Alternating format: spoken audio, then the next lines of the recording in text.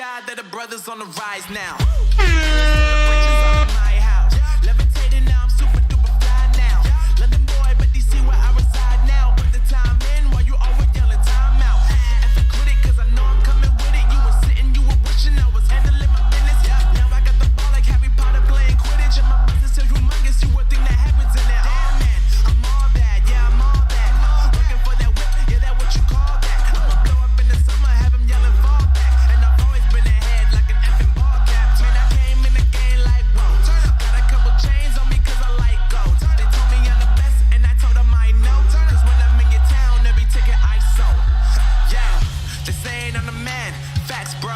Lot of haters, tell me where they at though. I'm the new pop, all I do is rap though.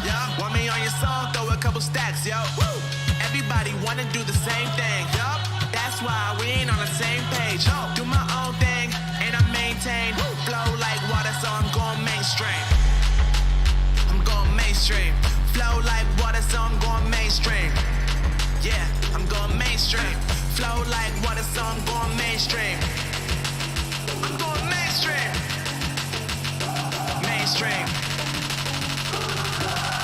Flow like water, so I'm going mainstream. Yeah.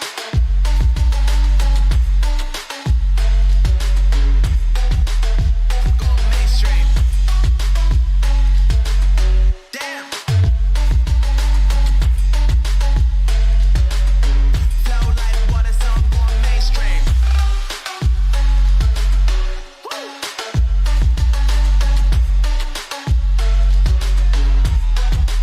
I'm going mainstream.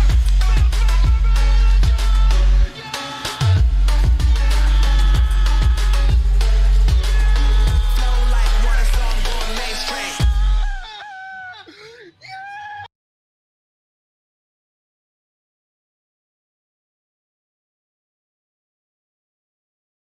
One of the biggest ones, Phil, is this question about exclusivity and how you think about that and how that's going to work with Bethesda. Yeah, I see it. I see it in the community. I listen to the podcasts and all the questions. So I'm going to try to be as clear as I can because that's what I just think it's fair.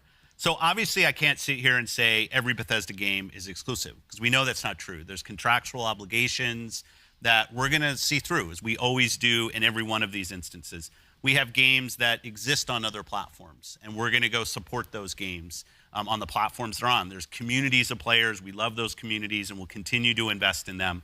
And even in the future, there might be things that have either contractual things or legacy on different platforms that we'll go do. But if we're an Xbox customer, the thing I want you to know is this is about delivering great exclusive games for you that ship on platforms where Game Pass exists. And that's our goal. That's why we're doing this. That's the root of this partnership that we're building and the creative capability we will be able to bring to market for our Xbox customers. It's going to be the best it's ever been for Xbox after we're done here.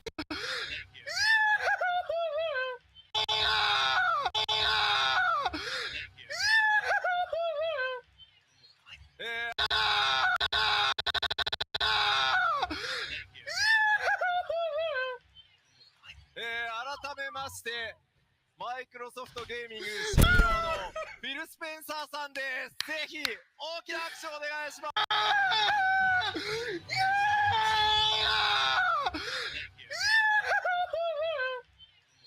改めましてマイクロソフトゲーミング CEO のフィル・Oh man, oh man. God. 改めまして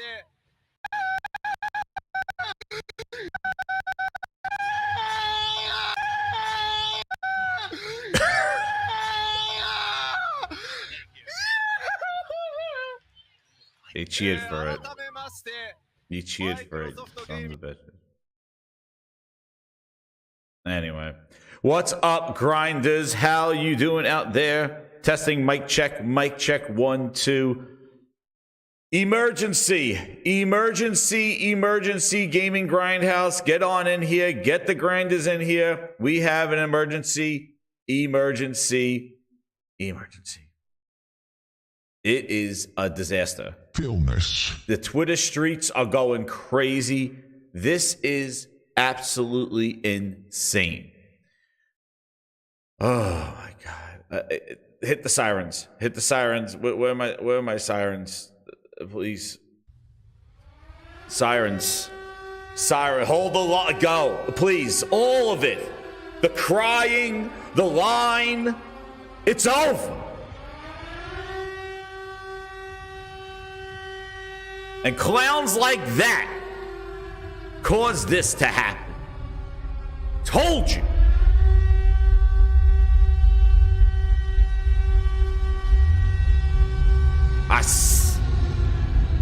I said what I said, and I mean what I mean. 5. You know what? You know what? Oh, nah. We're not doing this. The Xbox is not an Xbox. It's just a Windows 10 store box. Uh-huh. That will probably make more sense. It's just a Windows 10 store box. It gives me a headache just with all this stuff. Like I'm telling you, on Thursday, I was so excited. And that's exactly the Game Pass deals. I was so excited thinking like, wow, Microsoft is acknowledging they're acknowledging, share play. That's something that they should offer. They should have that stuff. Come on, they're a software company. They should have it. Other tweets that trigger die. Like basically, you're a physical being Xbox, and then you're just gonna turn into this Obi-Wan Kenobi kind of cloud, and you're just gonna be everywhere. That's basically what Xbox is doing. And people just need to be made aware of that, because it's kind of challenging to try to sell a box when you're transcending the box. And that's where like you see those interactions with Yabara. Like, it's console exclusive, it's this thing. It's like, guys, you're trying to transcend the box. It's going to be hard to sell it when you're trying to reach out. That's why what they should have done is batted down the hatches, created the desirable content for the box, and then expand. But they're trying to expand while they still don't have the content. And it's going to be a challenge. And I agree, Game Pass, it seems really cool, but that puts a lot of pressure on the content to sell it. Like, they are going to have an issue with maintaining the content to keep it out. Like, they're going to be here, and that's going to invest a lot of marketing, a lot of kind of them going out shopping around, because they unfortunately don't have the first party content or the exclusive content that they're building in-house to support a subscription. That's why I'm telling you right now, the reason why they went balls to the wall with backwards compatibility, because they currently right now in-house do not have. The confusing thing is just, and this is where I don't want to keep making comparisons to Sony and Nintendo, but you got to. They're not acknowledging it, but you have to know as a consumer and as a gamer what options are available to you. And the fact that Microsoft is giving you this kind of runaround of like, hey, well, you could buy Sea of Thieves here, you could play it on your PC, you could do a Game Pass and get it for $10. It is confusing to a consumer to get Microsoft's options. Like, you need like a laundry list of explanations, and it makes it confusing, and it could deter a consumer who's usually just wants to know what I need to do, what game I need to get for this console. And then when they start explaining, well, do you have a PC? You could play it over there. You could, you not want to get the game right now? You could just do this. It's just so confusing. Whereas Sony and Nintendo just go, here's your Kirby. Here's Mario Tennis. Here's God of War. Here's Shadow Colossus Remastered. Just make a game and put it out, and stop talking about all these options and different models and putting cards 5 years younger to sustain a model and all that other stuff. It's just so I find it kind of deceitful. And I always find it's like, I know Microsoft is a business and they run it as a business, and the console has been a business, the Xbox console. I don't see it. But the thing is that it really needs to, and I find that maybe Sony and Nintendo treat gaming as an art, and Microsoft treats it as a business. And that's why I feel like the excuse is when people are like, well, that game didn't sell, that's why we're not getting a sequel. It's like, I don't care. Like, I didn't have to think about that when, and I think I used this the last time about like the last podcast about Kirby. Like, you don't see Nintendo interviews going, Kirby's not one of our favorite characters. And, you know, the last Kirby didn't do so well and things like that. And I'm not using specifics because I think, you know, Kirby probably is better than that. But the thing is like, you don't hear like, oh, well, the first Kirby Stars and Stripes didn't sell. You know, we're not going to make the next Kirby. And it's like 5 years ago. And look, 89 views, dude. I like 3 people in the chat. All to come to this day. So if you missed what's going on, let me recap. And then maybe I should have played it. But anyway. So apparently what happened today. Now, shout out to Zuby. If Zuby's around, Zuby, you want to jump in, you're welcome to jump in. Zuby even let me know earlier today. Apparently, Microsoft went ahead and purchased a whole ton of PS5 developer kits for the shift in that all their exclusives will be eventually ported over to PS5. Their strategy moving forward, it will be announced in the coming weeks, starting with these games, but they plan, and one of the biggest ones today, they're announcing, well, not they're announcing, nobody's announced it yet, but there's been confirmed all over the place, articles flowing all over the place, that Starfield is going to go to the PS5, and I got to give Frogs his flowers. So, Frogs, the room's open. You around, Frog? Frog been saying that Starfield was going to go to PS5 last year before it even released on PlayStation. So before on Xbox, I mean. And Frogs, shout out to you, man. You called it. You called it, and you said bring all. And you Frogs has been saying this for the longest time. Bring your games to PlayStation. Bring your games to PlayStation. And Frogs is right, and that's why you come here. That's why you listen to this. This is how we feel. And it's incredible going from just a small group of people back then, 5 years ago, to what the Gaming Grindhouse has become now. And all we've been saying is the same thing. We've been just feeling this, that it's not right. It's about the games. It's not about all this other stuff, about putting your games everywhere. You lose your identity. 5 years ago, I started this channel because I didn't like the way Xbox was going, and I said it's not going to go well. They need to fix this. And they just kept digging deeper and deeper and deeper, and now they eventually, boom. And it's crazy. And I agree. That's why this channel blew up as much as it did, because we all saw this before, like what's going on, and what's left now, these diehards that really believe that Xbox was going to come back, and maybe that's their hopes and dreams, but dude, like, this is it. The fact that they are going to put Halo could be on a PlayStation, like, this is insane. I can't believe, just insane. And the insanity is the way they're going about it, is that these leaks and all this shystiness going on, that it's just like all this, like, we ordered dev kits, and they're not announcing it, and they're hiding for executives that have been so transparent. Oh, he's my friend. He hugs me. I know him. We chat. For somebody that's so transparent, they're in hiding right now, and they're just watching it burn. The pushback that they knew that they were going to receive for this kind of message, and they're just sitting back, and Sarah Bond's just ignoring everything. She's just putting out there, poor her, put in that position. She probably wished that she was not part of this right now. They put her in there, and the fact that this is just, they're just letting this, all the rumors, like Windows Central's on this thing, like Windows Central, that they're confirming it. Oh, we got articles all over the place. Xbox era, it's all over the place. And Zuby told me earlier when he listed his tweet, shout out to Zuby, I'm going to give a show his tweet. I couldn't believe it. I was like, Zuby, like, what are you doing, Zuby? I was like, where's Zuby's thing? I'm like, Zuby, he tweeted this out, like, all these games.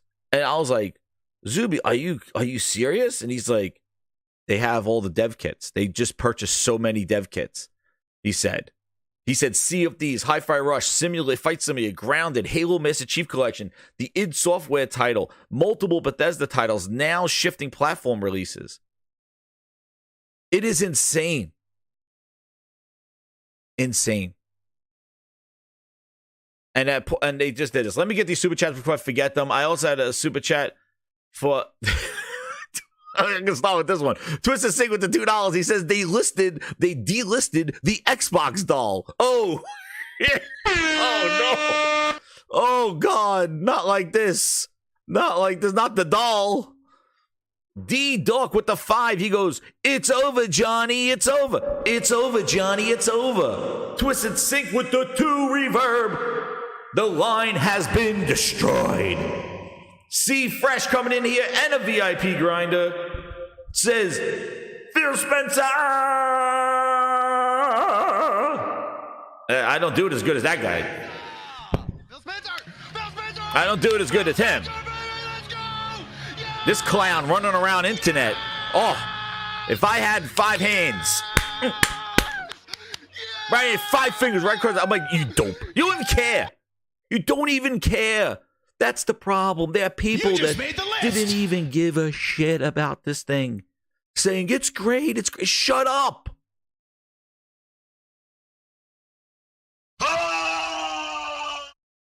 You can't be everywhere and exclusive at the same time, you dopey bastards.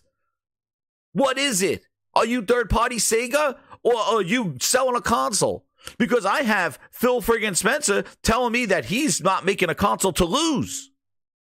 Telling you about exclusivity. So tell me what you're going to be. Stop. Enough. Goddamn right, stop enough. Ty Marshall with the 2. He goes, "We all saw this coming, if you want to admit it or not." Roman Knight with the 5. He goes, "Microsoft has bent the knee to Sony and become Sega Part 2. Mr. Oh, Share. shit. Sir, do we get You're to my win number this one time? customer. It's insane. Absolutely insane. Phil's like, "I'm not making a console to lose." Right? Where is, let's see. Phil, where's your clown? Where are you? Build a great Project Scarlet. I want people to feel like they can have amazing console experiences they've never seen before, and that they've got the best lineup of content and services of any platform out there.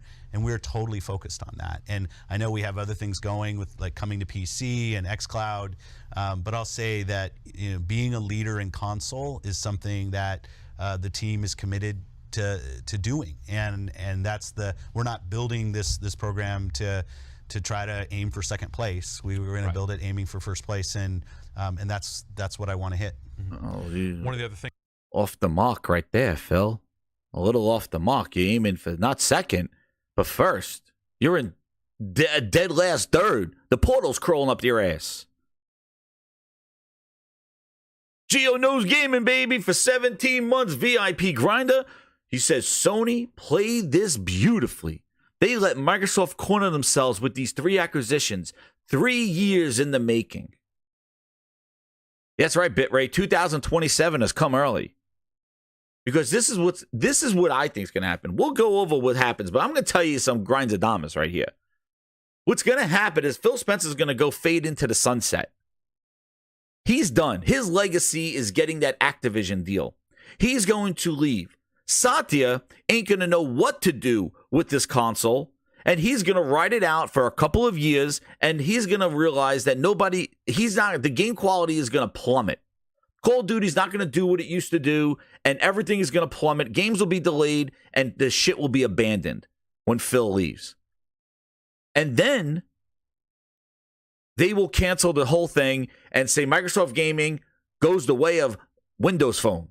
And they're done, and they go right back to AI and Office.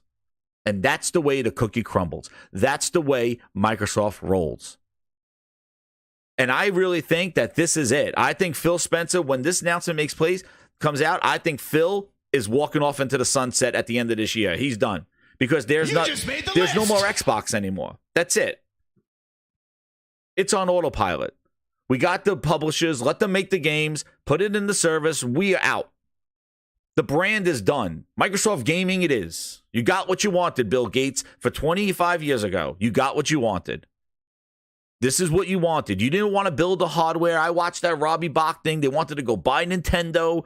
They didn't want to make the hardware. You just made the list. When Nintendo laughed them out, they go, "Oh no, we got to build it." And then they scrambled.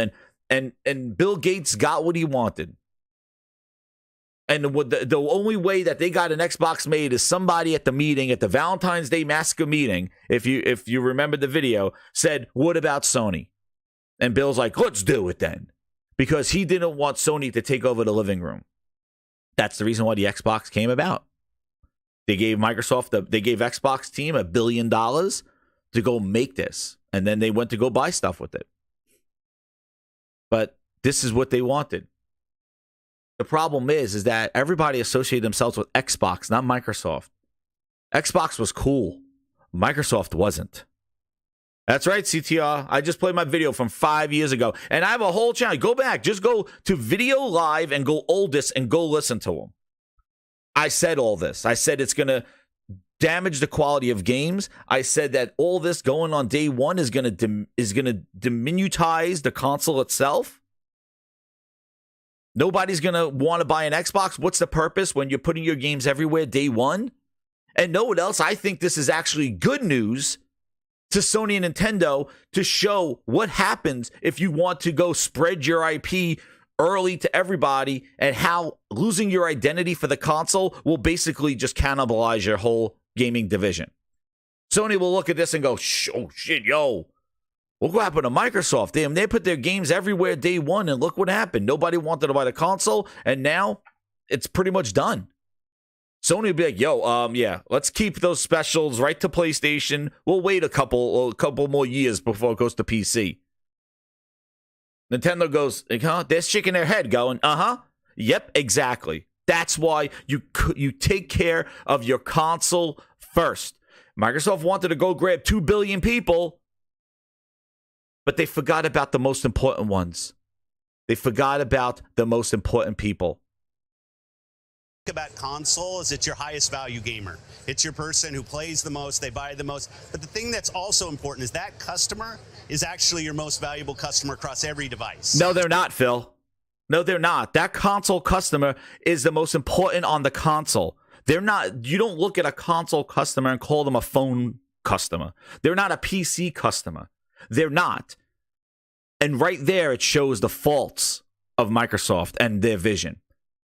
They thought that a gamer's a gamer. Like, they just showed up as naive. They think that we're just like kind of lemmings. Like, oh yeah, a gamer's a gamer. No. A console gamer is a console gamer. You should not consider them a phone gamer. They're not. And because you thought they were the same person, you ignored them to their needs, to what they wanted for their console. Number one customer. That's the problem. That's the problem. You thought they were the same people. And you did not take care of the 25 or 30 million that you had and expand from there.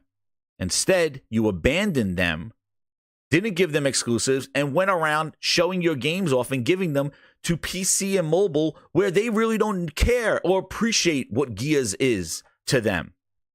They don't care Halo to them. They don't care because those games were identified with your Xbox console. And some people will be like, oh, console wars, this.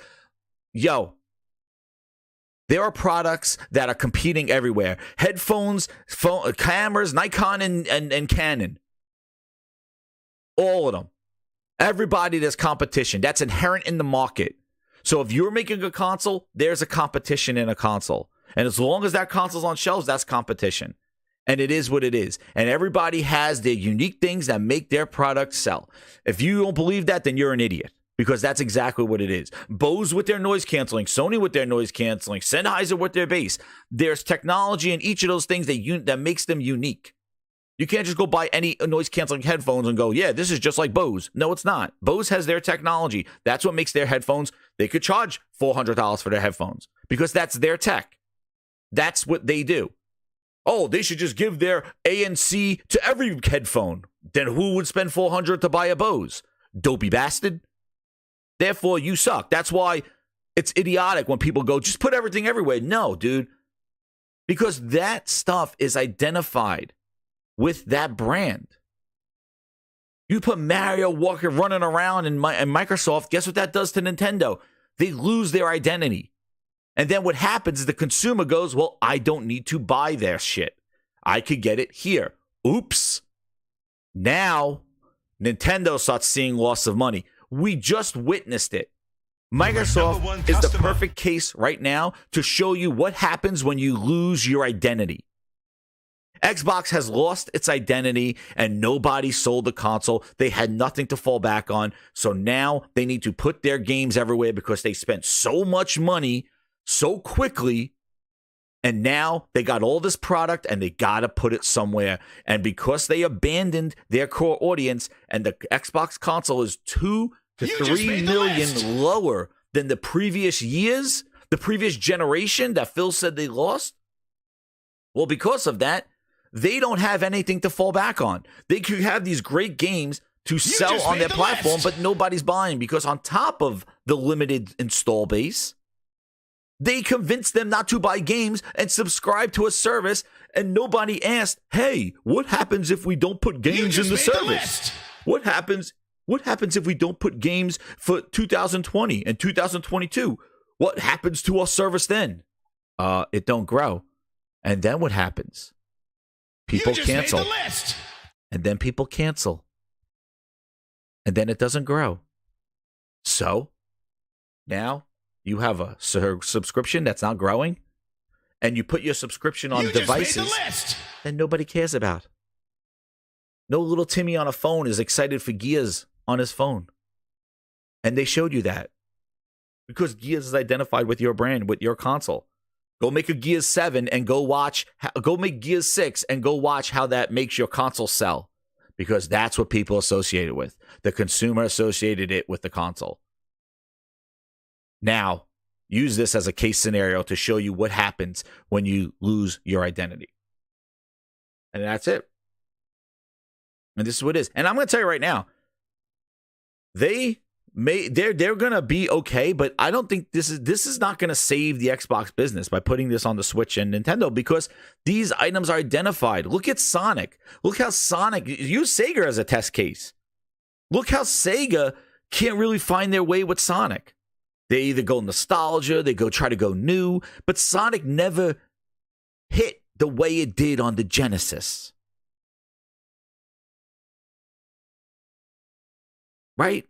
Once Sonic came off the Genesis, the Sega Master System, and went everywhere, it never got what it was. And I don't know if you could agree, I was more of a Nintendo fan. But what Sonic was to the Genesis, once he went everywhere, they could never get Sonic back to what he meant to that brand. It's a retro game, it's new, they can't get a Sonic team struggles because he has no home. That's right. Sonic is homeless now. He has no, he's just there. They don't know what to do with him. And I expect the same thing to go with the Microsoft IP because it was associated with Xbox. And now it's going to be everywhere. Let me get to these super chats before I forget them. I want to thank everybody for throwing. This is a crazy thing. And again, this may all be rumor, but dude, it's all over the freaking place. I had to talk about it. I had to do this emergency show. What did I miss? Robert Lawrence, thank you so much. 2 gifted members, Robert Lawrence. And then Michael Moradane with the 5 VIP grinders. Welcome to the VIP Grindhouse. I was gonna do the emoji and everything for tomorrow, and everybody. This is insane. I came back and I saw this stuff. So we will get the emojis. We're at it at over 125 members. I want to thank you. We're going to do emojis. You guys deserve it for all the support and everything, man. I'm gonna do a give. We're gonna do something because I appreciate everybody sticking around through all this stuff and listening to our show. I hope I entertained you. And we had fun with it because, if they're going to mock us, I'm going to mock those executives. And that's what I do. You think you could treat us in a way, then you get that right back. Because executives are not my friend. I don't care. And that's why I started my thing, because I'm not going to toe the line. I say how I feel, and this is how I feel as a consumer. And this hurts because even though I did not like it 5 years ago and continued this show for all these years, I did not want to see it go this way. I wanted Game Pass to fail so that they realized bringing back games to their platform. I didn't want Game Pass to take off because I didn't want that model to dictate what the games would be. That was my problem. I didn't want to see Xbox, the whole brand, just dissolve and do this. This is insane. Like, I was telling my son, I was like, there's rumors that all the Microsoft games could be coming to PlayStation. He's like, holy crap, like, this is crazy. I'm like, I know. But I'm not done. I'm not done. Because this is going to be a long road. So hit that subscribe button. You come along for the ride, everybody. We're going on this road together. This is our journey. Cosmic Hero 270 with the 10. He goes, all this crying and defending Xbox. Now Phil's nowhere to be found. His bosses have taken over. So to the Xbox, all these years of corporate defending worth it? No, because they were waiting for that W. They were waiting. Thank you, Josh. Josh has been here for the longest time. Listen. They thought they were going to get that euphoria moment of this redemption, this E3 moment. They thought this was going to happen. And I don't know how, but I believe because they're just so embraced into this brand that they felt like there was going to be some sort of miracle, Hail Mary throw that was going to get them back. But I saw the writing on the wall.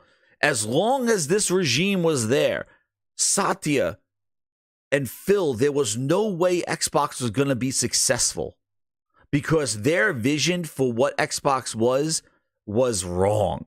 It was counter to everything they spent the 20 years to build this brand up. That's the thing. Anthony Perez with the 10. Thank you. Bots all over Twitter are seeing that they've been getting Phil Ness the whole time. That's right. This is the OG of Phil Ness. I told you he was lying 5 years ago. Remember how he saved Xbox. Remember Terry Myerson was the problem. Oh, Terry Myerson. Now that Terry Myerson's gone, Phil's going to fix it again. No. Wonder how the narrative changes around that con artist. Yeah. Thank you, Anthony Perez. Yeah, right? Phil saved Xbox. Activision Blizzard accelerated this. That's right, right? Daddy wants his money back. That's right, games and anime. That's right. But they're seeing that Phil was lying. And what they don't like is how transparent Phil has been, and he's in hiding. And what's so wrong is that he played all these people when the rumor came out from Tim Stewart in the beginning of January, and he went on to Bootleg Jez's Windows Central and said, well, Game Pass is not coming to those consoles, and everybody rejoiced. He should have said it there. Yes, I support Tim Stewart. We're going to be exploring putting our games on Nintendo and PlayStation. That's what Phil should have done. And just rip the Band-Aid off then. But instead, he went out there trying to pull a switcheroony and be like, well, Game Pass is not going over there. Oh, dude. You just rode them for a ride. And then on top of that, last year, when you could have just said Bethesda games are coming everywhere, when everybody didn't know where Starfield was, you went out there on stage, you and Sarah Bond, and basically, oh my God, you guys were like, oh, exclusive, and Elder Scrolls will be exclusive. And it's like, oh man, you're using exclusives again? And he rode you guys all over the place. Rode you up and down, pulled on your heartstrings, all this stuff. Sorry, Zero, hit that notification button. I went, is it emergency? Emergency. Philness.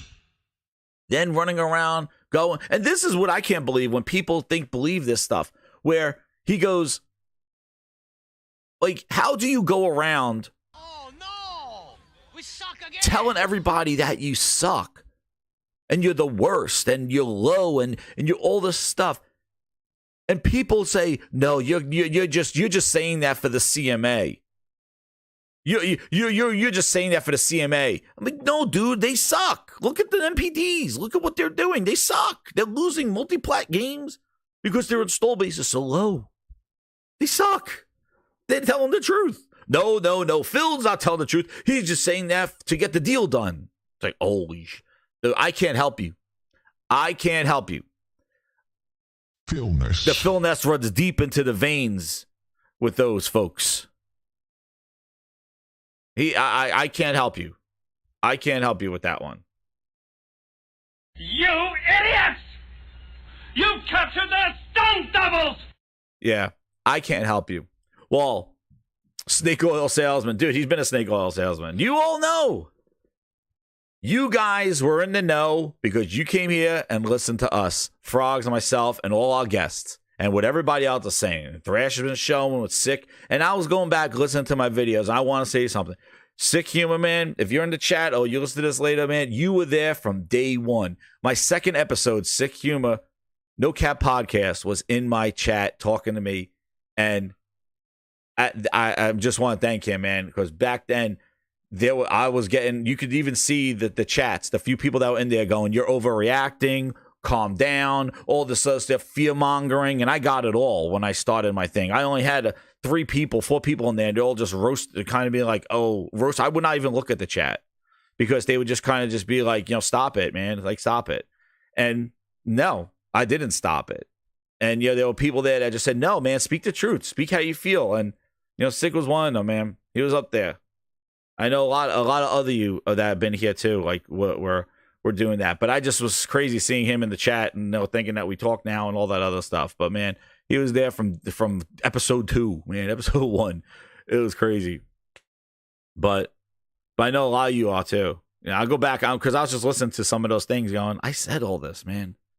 And I don't want to be justified. Like, I don't want to be like, ha ha ha, I told everybody. But it's just like, I didn't like the way it felt. I didn't like where it was going. And that's where I started grinds my gears. Like, that's what I said. This grinds my gears. And I just said, I feel real strongly about it. I bought a microphone and I started this. So, to anybody out there that's doing channels and stuff, and I'm not no big channel or anything like that, but I have a awesome audience that listens, and it just grew because you just have to be genuine with yourself. You just got to say how you feel. Don't put on an act. You could be funny. You could do stuff, but dude, just say how you feel, just be honest. Don't have to say, well, I got to pretend I like Xbox and let me go on here and say, then don't start a channel like that. If you don't really care about it, then don't do it. That's right. Twisted Sigsby in 2018.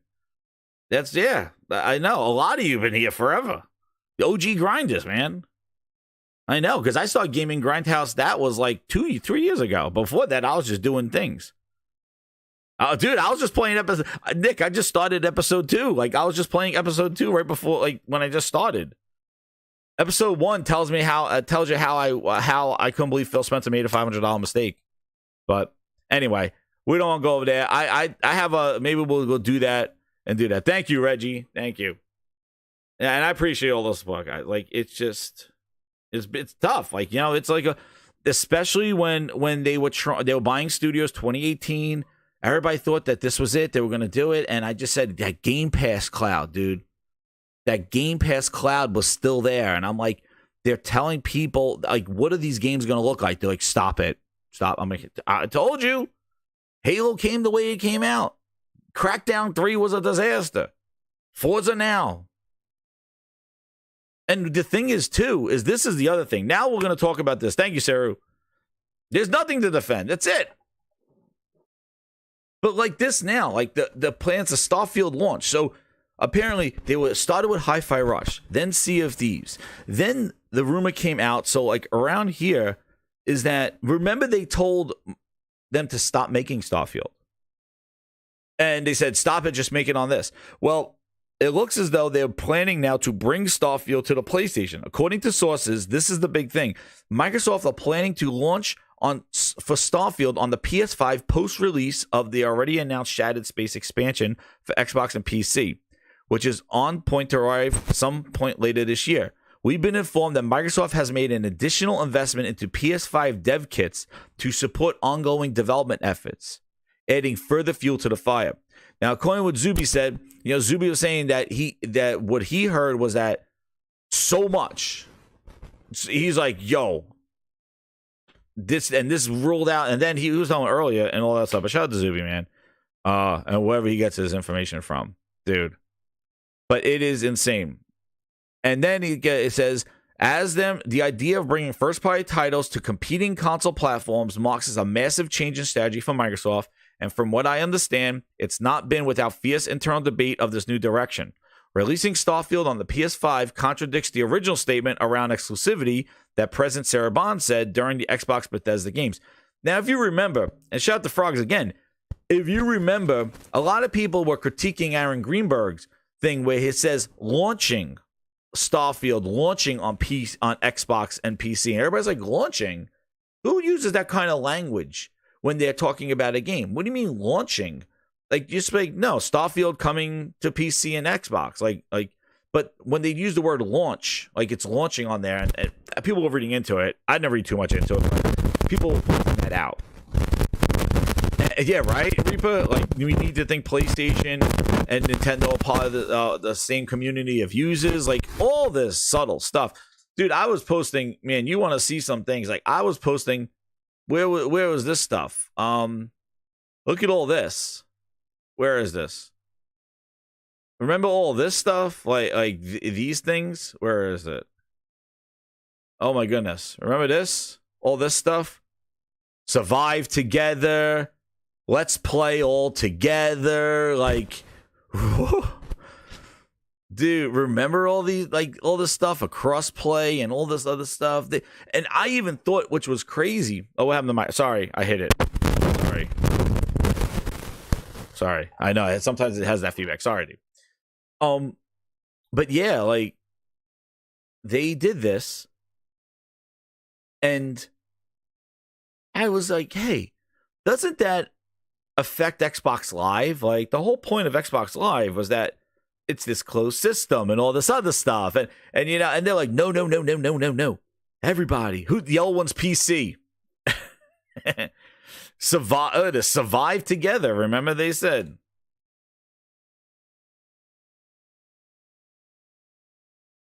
It's crazy. And exactly, Atari fan right there. He says they are already on millions of devices, and I've been saying this. The last place to put this was the console, and this basically completely devalues the console, because now this is not the same as Sony putting their games on PC. This is not the same, because now you're putting your games on the direct competitor to your Xbox. You know, the PC market's different. The mobile market's different. This is putting your stuff directly on the thing that people are going to decide. And people decide their console based off the games that they could play on that console. And if one console is going to have the games of another console, then you're going to buy the one that has it all. Hence, even a PC that could play all of it.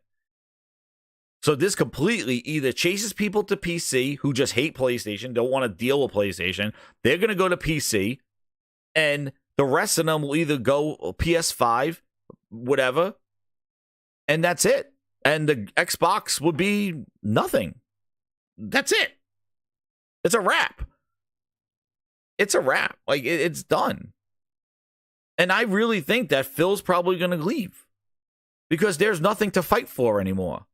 And he said the ABK deal was like his biggest achievement, which, that's sad, but that's what he said. And that's going to be his legacy. And know what's so funny is, like, when we went through this whole ABK deal. Thank you, Atari fan. Credit. Well, like, I called this out years ago. Yeah, I never liked it. I knew where this was going. I was like, because it never made sense to me. Because you can't be in two places at once. You can't be everywhere and still think that your brand is strong. Especially how they convoluted the exclusivity words and launch and the Xbox, what Xbox means, and all this other trash, like all this stuff. They convoluted everything. And to go back to the thing. So then here it is. So now here's the article from Bootleg Jez. Here you go. Xbox is reportedly going to release Starfield on PS5. Is this the death of Xbox exclusives as nigh? Now remember, he was like, this will never happen. Twitter's going insane. I had to get off of Twitter, because the thing that broke is that apparently Microsoft purchased a whole, for those that are coming in now, Microsoft purchased a whole bunch of PlayStation 5 dev kits to shift focus into turning games that were once exclusive into multi-platform games moving forward, and games that they have released to start porting them over to PlayStation 5 and possibly a Switch. But apparently they bought a whole bunch of PlayStation 5 dev kits, and it started with Xbox Era. Azubi was put some things out there as well. Master Chief Collection, the Pentiment, all the whole slate. You know the thing they made fun of PlayStation because they put a couple games on the PC. It was like the whole slate going to PlayStation. Insane. Whatever your name is, get ready for the big surprise. Welcome to the Grindhouse, Sam CRO. Oh, I'm sorry, I missed that. What was his first name? But yeah, so apparently rumors are swirling that Xbox is gearing up to end its console exclusive games run. And they never had a console exclusives. They never had console exclusives. Rich, I think Dealer knew this stuff was going on. And you could even tell. Like, and again, I don't want to go with Xbox channels, but you could see the hype of the launch of the Series X. People thought that the Xbox was going to come back because the incumbent always is conceded and they make mistakes, and Xbox had a chance to come back. The problem is Microsoft had no games and Sony was stacked with games. And the problem is that Microsoft never got out of it. It's all going. That's what they're saying. It's all going. And this is the thing. So they started with Hi-Fi Rush, started with Sea of Thieves, both rumored to go multi-platform. But the thing that leaked out today, the thing that is that they purchased a whole bunch of PS5 dev kits to do this. They heard rumors that Microsoft's multi-platform ambitions back in early December, which then it was confirmed by Tim Stewart to Wells Fargo, which people said, Tim listens to Phil. The CFO is Phil's under, like, he listens to Phil. No, dude, he's the money man. And I showed you the emails here. You've been on this journey with me. You saw the emails. There was an internal struggle. Phil wanted to make Bethesda games exclusive, and Tim Stewart did not. And I'm telling you right now, I think Redfall, when Phil took it on the chin, that was the turning point. And then Starfield was the other kick in the other knee. I think that Redfall was the gut punch, and Starfield was the knockout punch. I think those two games underperformed. Redfall definitely underperformed. And I think they said, okay, Phil, with this exclusivity stuff, it's a wrap. Like, we need, and PlayStation announcing, what do you think? Don't you think that it grinds their gears when they see PlayStation announce like 40 million, 45 million sold? Like, Sony don't hide numbers. 30 million sold, 40 million, 45, and they just seen this growth of PlayStation. They're like, and they're sitting there staring at their console. They basically put it on clearance. Now we know that holiday sale was a fire sale. They're done. That was a fire sale. That was to get rid of all that inventory for the holiday. And they're sitting there looking at their measly 27 million, and they can't even outsell the previous generation, which was a supposedly failed generation. And now they must said, Phil, that exclusivity is done. I don't care about building exclusives. We just spent $80 billion and the console is not selling and the service is not growing. We got to go elsewhere.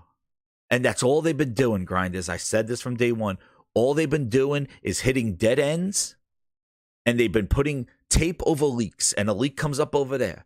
They thought, hey, by putting the game on PC in the Windows Store, we will get those PC guys. Well, nobody went there. They put tape over that leak. UWP, they canceled, and they put it on Steam. And then they put it on Steam, and they saw, okay, well, it's selling on Steam. That's great, but like, let's do cloud. Cloud is where Satya wants to do, because we got to pay Steam 30%. We want it on our service. So let's do it to the cloud.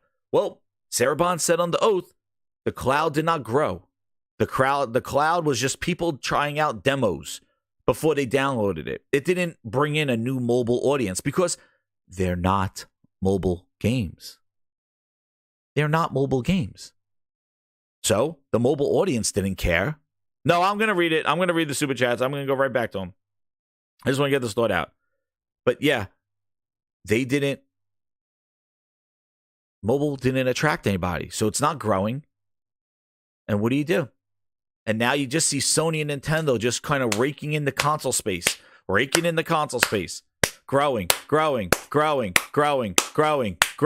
And you're spending 7 billion, 80 billion, lawyers. And now you're sitting there with this debt of $80 billion. And now you're sitting there going, all right, well, we got everything. We own id, we own Bethesda, we own Starfield, we own Call of Duty, we own King, we own all this stuff. We can't, and now let's look at what we got. And they turn to their left and they go, install base is not growing, the console's not selling, they're not buying games on the platforms we're putting it on, mobile's not doing anything, strap-ons are done. Like, nobody's doing anything everywhere we are. Samsung TVs ain't doing anything. iPads, Apple Store just closed down on us, so we can't even release a mobile store now. We're sitting on all this stuff, and that console market's growing. Our console market's shrinking. We got to go put it over there. And now, last year, they tried that exclusivity thinking that they were going to do something with Starfield and Redfall. It fell flat on their face. The delay hurt it. The game's quality hurt. Boom.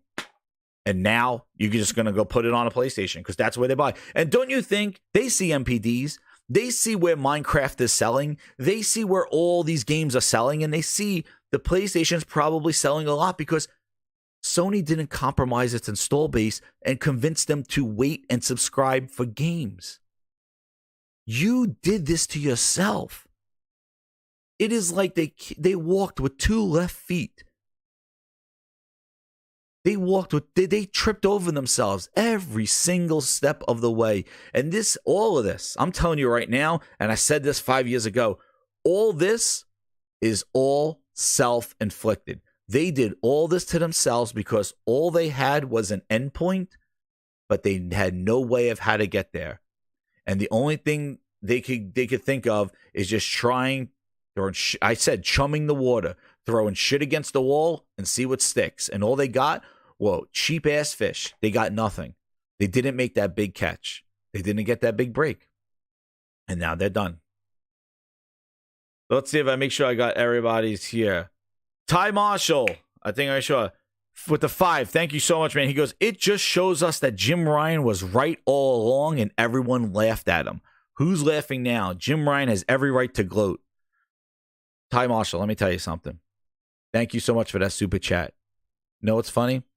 Jim Ryan's going to retire. If he's not retired already. Dude's eating pudding in a retirement home right now, just laughing, going, my job is done. I killed Xbox. Because all he did was focus on his brand. He didn't worry about all this other trash. He just said, guys, let's just make games. He said it from day one. He said, enough of him. We're going to have the games do the talking. And that was it. Enough from me. We're going to have the games do our talking. And whether they're his first party games, whether they were exclusives that sold their platform. And Jim Ryan, wrote out. If they didn't buy Activision, Jim Ryan could have saved them. Right? Jim Ryan could have saved them. Hit that like button, grinders. It's a big night. Emergency at Grindhouse. Jim Ryan tried to save them by saying, don't buy Activision. This was a stupid deal to begin with. This Activision deal. It was dumb. They spent so much money and time to keep everywhere status quo. People thought they were gonna make Banjo get the dude. They're not spending any more money. All they want to do is ride the wave. And Jim Ryan's walking out in March, and I wouldn't be right behind him is gonna be Phil Spencer going, or Sarah Bond going, we will be putting our games on PlayStation and Nintendo Switch moving forward. And Jim Ryan's gonna be retiring and walking out in March. See you later, guys. He puts his hand up in the air, looks back like a champion, opens up the retirement home door, and there he goes. The same time that Jim Ryan's walking out and Sony supposedly in trouble. Pfft. Dude, basically, he did it. He did what he came to do. He got everybody from the PS4 to buy a PS5. That was Jim Ryan's job. I said it 3 years ago. Jim Ryan's job was to say, hey, you want PS4? Go buy a PS5. Migrate them all over. And he did exactly that with the games. Enough from me. We're gonna have the Why games do you to think actual- Sony front-loaded this generation so much with games? Because they put out the death blow knowing that they needed to move everybody over from PlayStation 4. They couldn't afford waiting 3 years with indies and stuff. They couldn't do that. Sony had to come out and hit hard, and that's what they did. They came out there and said, get a Horizon out there, get a God of War, get a Spider-Man, get a Miles Morales, go, go, go. Get a Ratchet, get our IP out there up front because we got to bring people over. Now, because of the COVID stuff, they had to make them cross-gen, but I'm telling you, those games were going to be PS5 exclusive games. They just ported them to PS4 because the migration was slow due to the unavailability of the PlayStation. But once that PlayStation hit, now when you go buy a PlayStation, you have a ton of games to go play. Go buy an Xbox. Tell me all the games you got to play in the last 4 years. You go buy a Series X tomorrow. What are you missing out on? Crickets. Halo Infinite? That's a game you got to go back to? What are you missing out on? Pentiment? Starfield that just got Shadow and Light updates? COVID did slow it down because this would have happened, I think, 2 years ago if COVID didn't happen. It would have all bought PlayStation 5s that first year. It would have been done. But he's done. But thank you, Ty Marshall, for that super chat on there. And then let me get down to...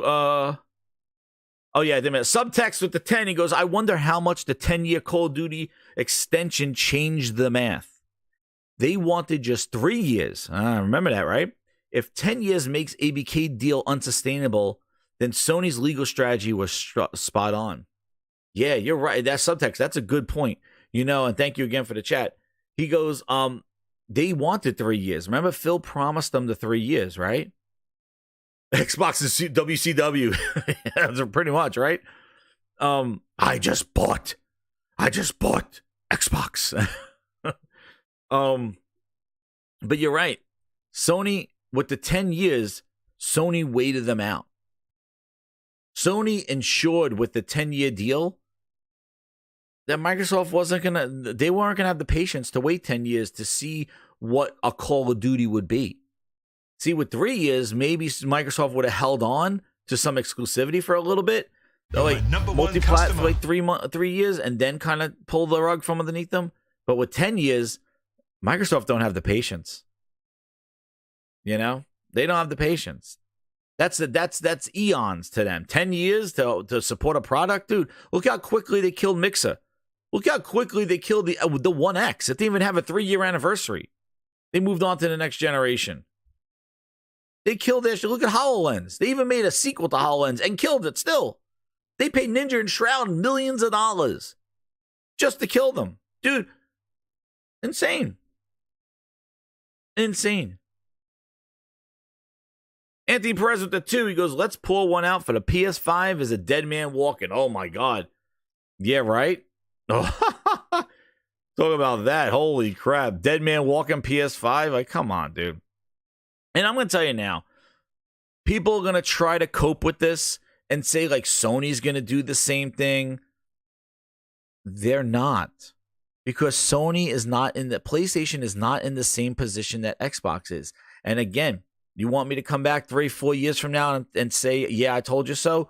Well, let me tell you this. Sony's not in the same position because the thing is that Xbox doesn't exist anymore. The console is not lucrative at all for Sony. Sony don't... The fact that Xbox is putting their games on another console is going to kill the console. They could come out with a discless one. They could come out with a blue one, a green one, a state-of-the-art one. It doesn't matter anymore because the thing is that console is meaningless because all of its games, the things that people buy the console for, are on other platforms. This is the Achilles heel. This is the end of days. Like, even if they kept stuff exclusive, end of days. It's it. Like, this is the ultimate thing. You take away the lifeblood of your platform. Let me just show you something here. Let me go to something here. Where's my viewer history? Let me take you a little bit. And this is what's crazy, that they must be rolling in this stuff, because this is the crazy thing. Hell, let me take you this. Oh my goodness, where's all this noise here? Back here. Where is it? The history? No. Oh, I got some funny stuff too, but I'm not gonna do it on this show. But I got just stay tuned. We're gonna go some funny stuff here. Now this is, what was I listening? Was that yesterday I was listening to it? Yeah, I was listening to it yesterday. This was pretty crazy. Let me just go there. We'll play some Grindhouse music.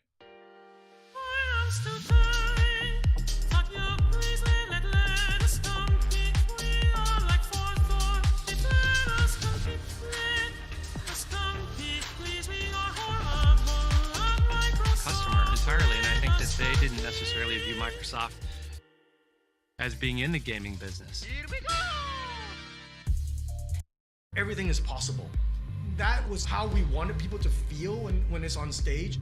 You could have shown up to GDC and plugged in a PC and tried to tell people it was a console, and not a single person in the audience, I don't even think we would have believed that that was really going to be a console. So we knew we needed to show something beautiful. People got to be able to tell in an instant that this thing is called Xbox. Partner with us. People had expertise that he knew we didn't have. This part is like very difficult to recover from. The risk here is enormous, the amount of money we could lose on this project. And for me, it was fear, uncertainty, and doubt, because you got a business guy who's going to try to figure out a business model with my little team of people who help me with the hardware business. You got 4 people coming over from DirectX. None of us actually knew the rules of the game that we're playing. And we basically just stood there and made me for a fool. And he says, "This is a insult to everything I've accomplished at this company." It was terrifying. I thought my career was over. There's a new contender in the video game wars. Xbox is going to be The future. truly the future of video games. Xbox. Taking over the living room. Limitless. Nintendo 64-bit To edit their Word documents while sitting on the couch. See? Before he came to Microsoft, we knew Seamus from his. Where is the part with the massacre? Oh, here it is. Why? Listen to this. To ask if he could Listen to open this his part. heart to a Windows Lite version of Xbox. We had to go to Bill and tell him that what he wanted most out of this, he was not going to get. This wasn't going to run Windows. I can't imagine how it could be better. Oh, Bill's not going to be happy. This was the final meeting to either approve the Xbox or cancel it. One of the highest stakes meetings I was at my whole time at Microsoft. Which is the Valentine's Day Massacre.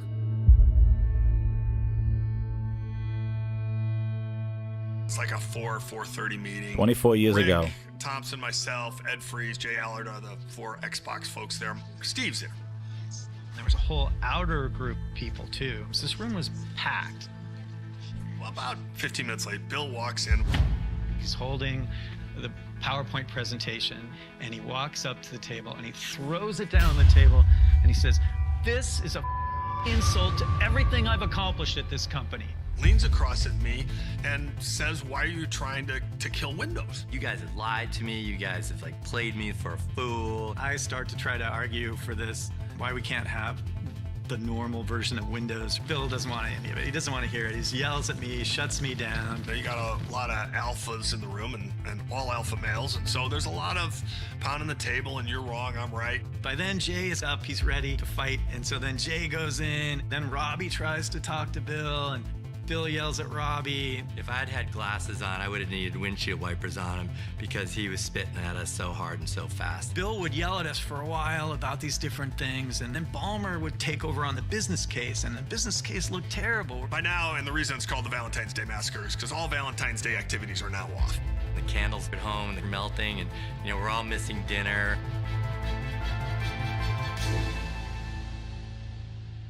And the meeting gets to this sort of crescendo. And I said, okay, well, then let's not do it. We haven't announced anything. So that led to another hour. And then somebody says, what about Sony? Microsoft had owned the den and the office. How cool! And the thought of Sony owning the rest of the home is offensive to Bill.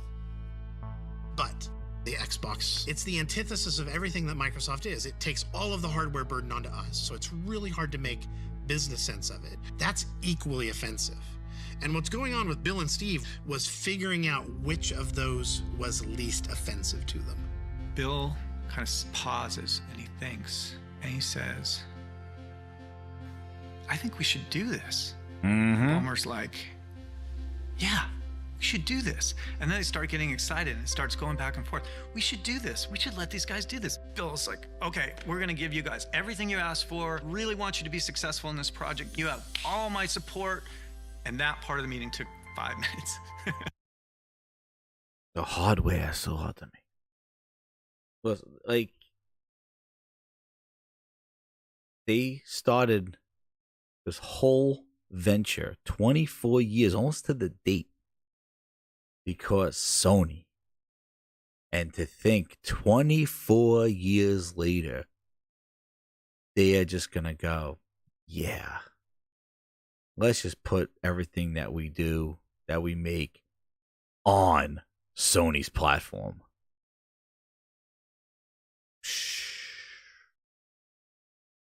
Hold on. Poetic. Okay. Holy Spirit, activate. Oh no. Holy Spirit, activate. Holy Spirit, activate. Activate. Well, activate. they're going to have a new documentary, I'll tell you this, and they're going to have the Valentine's Day Massacre of 2024 when they announce this stuff.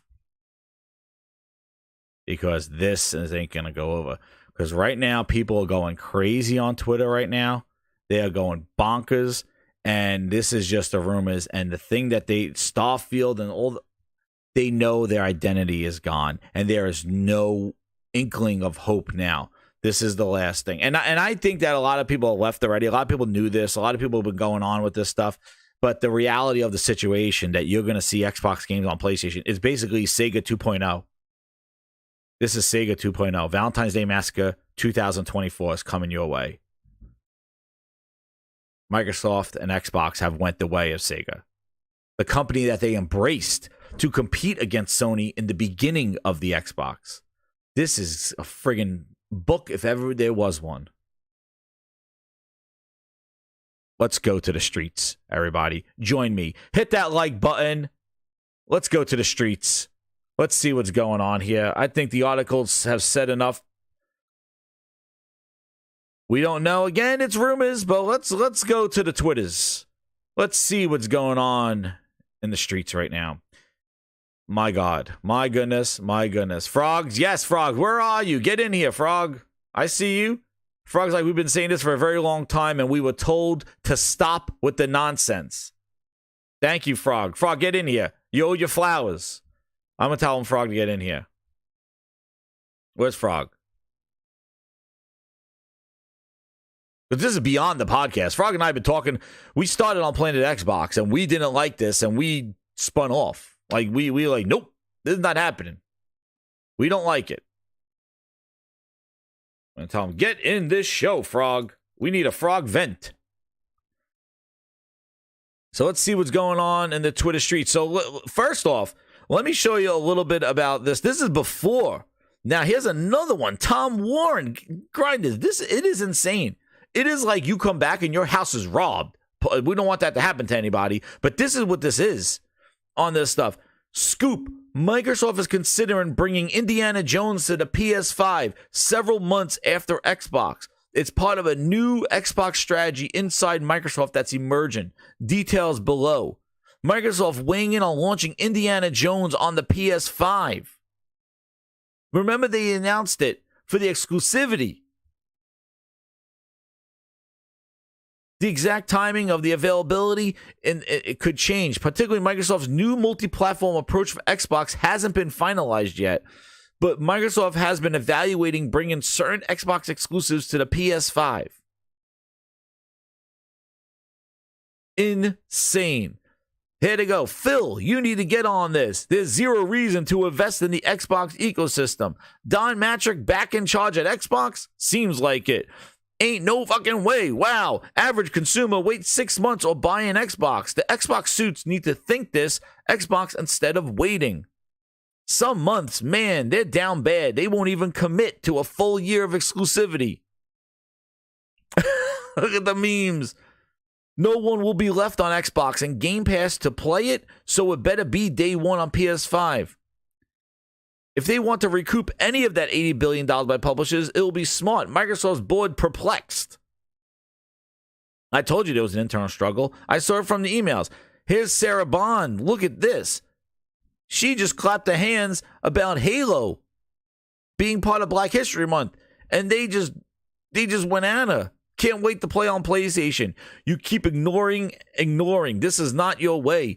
Can't wait to play it on PlayStation. Hi-Fi Rush, one of the best Xbox exclusives, and you want to put it to the Switch? Seriously, Xbox One destroyed because of the lack of exclusives, and now you're doing the same mistake. I have money to buy an Xbox, and I love Halo. I can play it on my PS5. Miss Sarah. Dude, they are. Look at this one. This one I thought was horrible. They're calling her Don Matrick. Ignoring the fans will be the biggest reason for your failure. Everything around me remind me of something. Dude, they're calling Sarah Bond Don Matrick. What are we doing here? Holy shit. Our console, that somehow we're going to win the console race, I think doesn't really lay into the reality of Oh my God. Like 90% of the people. Can't wait for it to come to PlayStation. All she said was, congrats, Halo. That Xbox karma, the games industry today is such an utter joke. Sarah addressed the exclusivity rumors. There's too much talk online, and it's not good for the Xbox brand. She just started, BV. She did. It's begun. They called her Don Matrick. This was before the Starfield rumors. This is insane. Indiana Jones. Tim going after Shinobi. Here's Nick. Look at this guy. Can't see that. Hear this. From the outside looking in, it feels like they can't see that the console is the heart of everything at Xbox. Yeah. It feels to me like they don't actually see that. And maybe I'm completely wrong, but from the outside looking in, that's what it looks like. So if you're worried about your Game Pass subscribers, Microsoft not going up, it's because you're not selling enough consoles. Want to sell some consoles? Give people a fucking reason to buy one. How do you do that? How do you do that? Do you think putting Starfield on PS5 does that? Probably not. Do you think putting Hellblade on PS5 does that? Probably not. And that's the rub, right? Because I know from my own consumer buying habits. From the outside looking in. But guys, they don't care about Game Pass anymore. That ship has sailed. Phil Spencer told them that ship has sailed. They have seen the max. See, why did I hear all this stuff and nobody else heard Phil? Like, I played it. I got the sub. I got the Phil Ness on here. What are you talking about, dude? Like, let's talk about games here, a little bit more. right So here. that's a big bet for Microsoft. How many subscribers do we have now? And it does seem like 2 years ago for the consumer. But what about the Microsoft investor? How is this a moneymaker for Microsoft? Our last public number was 25 million subscribers that we've talked about. We get an update? Not right here. Warning. But, we did talk about growth on PC, so our Game Pass subscription, not expecting everybody's following the video game market, is available on gaming consoles and on personal computers, and you can subscribe in both places.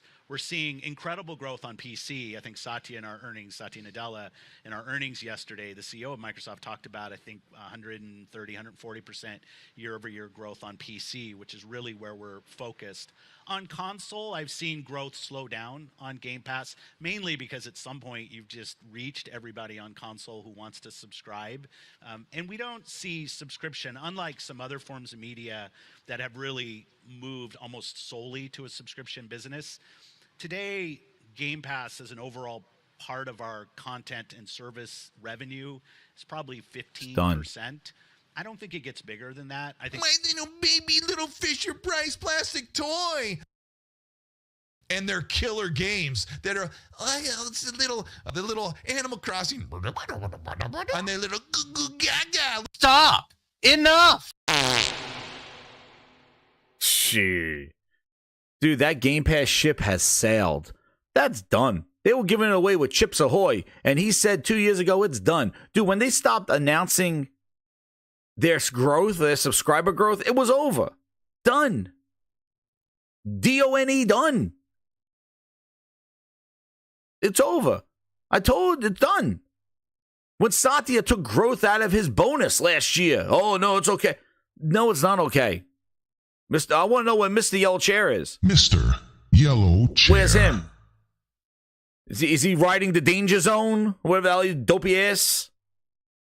And that's the problem. People ran to these influencers to say, please tell me it's okay. Please tell me it's without seeing the writing on the wall.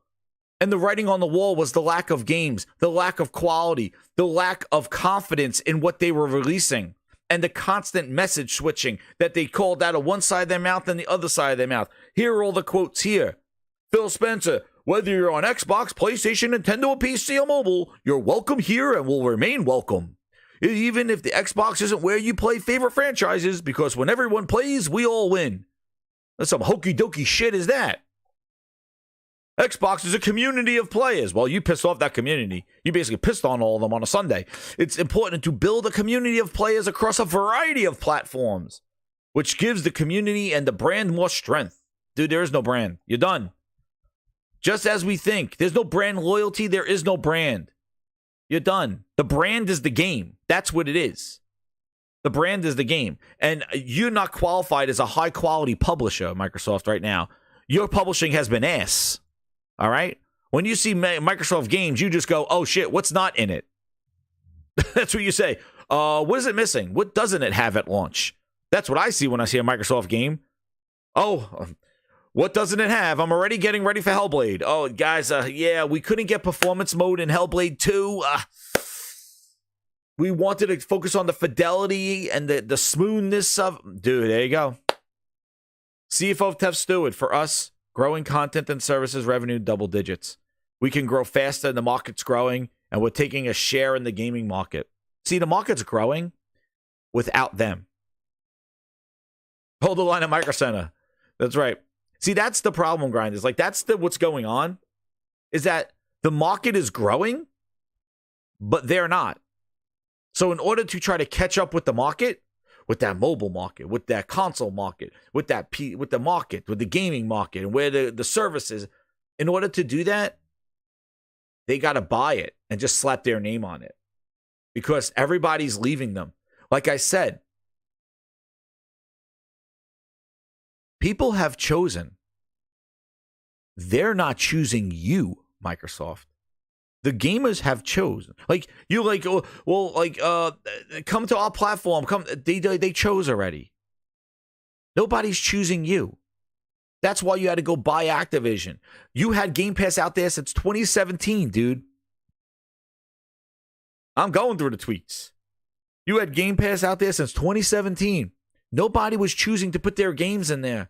50 million, 60 million you needed. Nobody chose you. You had to go buy people to put them in Game Pass because nobody wanted to go in there. You had to go your PC games on Steam because nobody chose the Windows Store. See, the problem is that everybody's going to the dance, but nobody's taking you to the dance. So you're like, you want to buy the building. Well, that's the sleazy way you do it. But in order to buy the building, you still got to have the people dance. And you're not making money on them. So now you got to make sure you send your shit out there and make your money on the industry that's growing like that. And this is it. And Phil said it. Activision will make them accelerate. Satya says now we have the ability that we always set out to do, which is building great games. I don't know why Activision all of a sudden makes that the ability. I figure that sounds like shit for the other studios they purchased. In gaming, we're doubling down, rapidly executing our ambition to be the first choice for people to play great games where it's the same bullshit. That's Satya. the first choice for people to play great games wherever they want. Satya, this guy works for you. All right. This is the messaging that people just never got. You know, like Satya says here, in gaming, we're doubling down, rapidly executing our ambition as the first choice for people to play great games wherever they want. I see commentary that if you just build great games, everything would turn around. It's just not true that if we go off and build great games, all of a sudden you're going to see console share shift in some dramatic way. We lost the worst generation, and they're to losing this lose one in too. the Xbox One generation, where everybody built their digital library of games. And that's Josh. That's a good point. Jez, last year they made a deal with Square, and we learned last week the first game from the deal is Visions of Mana isn't on Game Pass, and just to get the game they needed a deal. You're right, Josh, and that was another thing. That's why they also lacked a lot of content in Game Pass, because they had a lot of people didn't want to put their games on Game Pass, and the only games Microsoft was showing were games to go in Game Pass. So they had to open up saying, well, you could be, we'll showcase you on our show.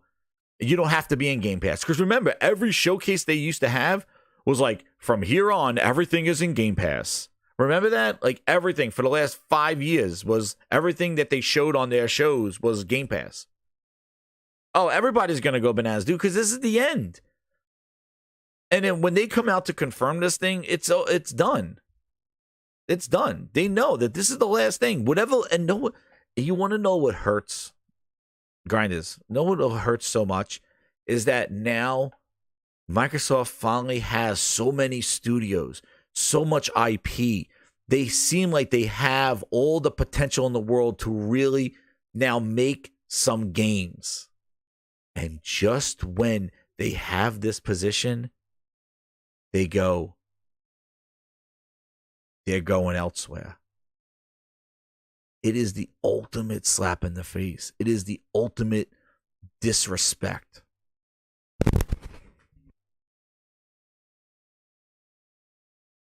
I waited for Halo, and all you gave me was bootleg Joe. Oh, now we sit and wait for comment. Hands up.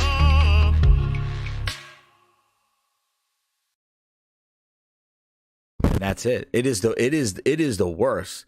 They might as well just did this.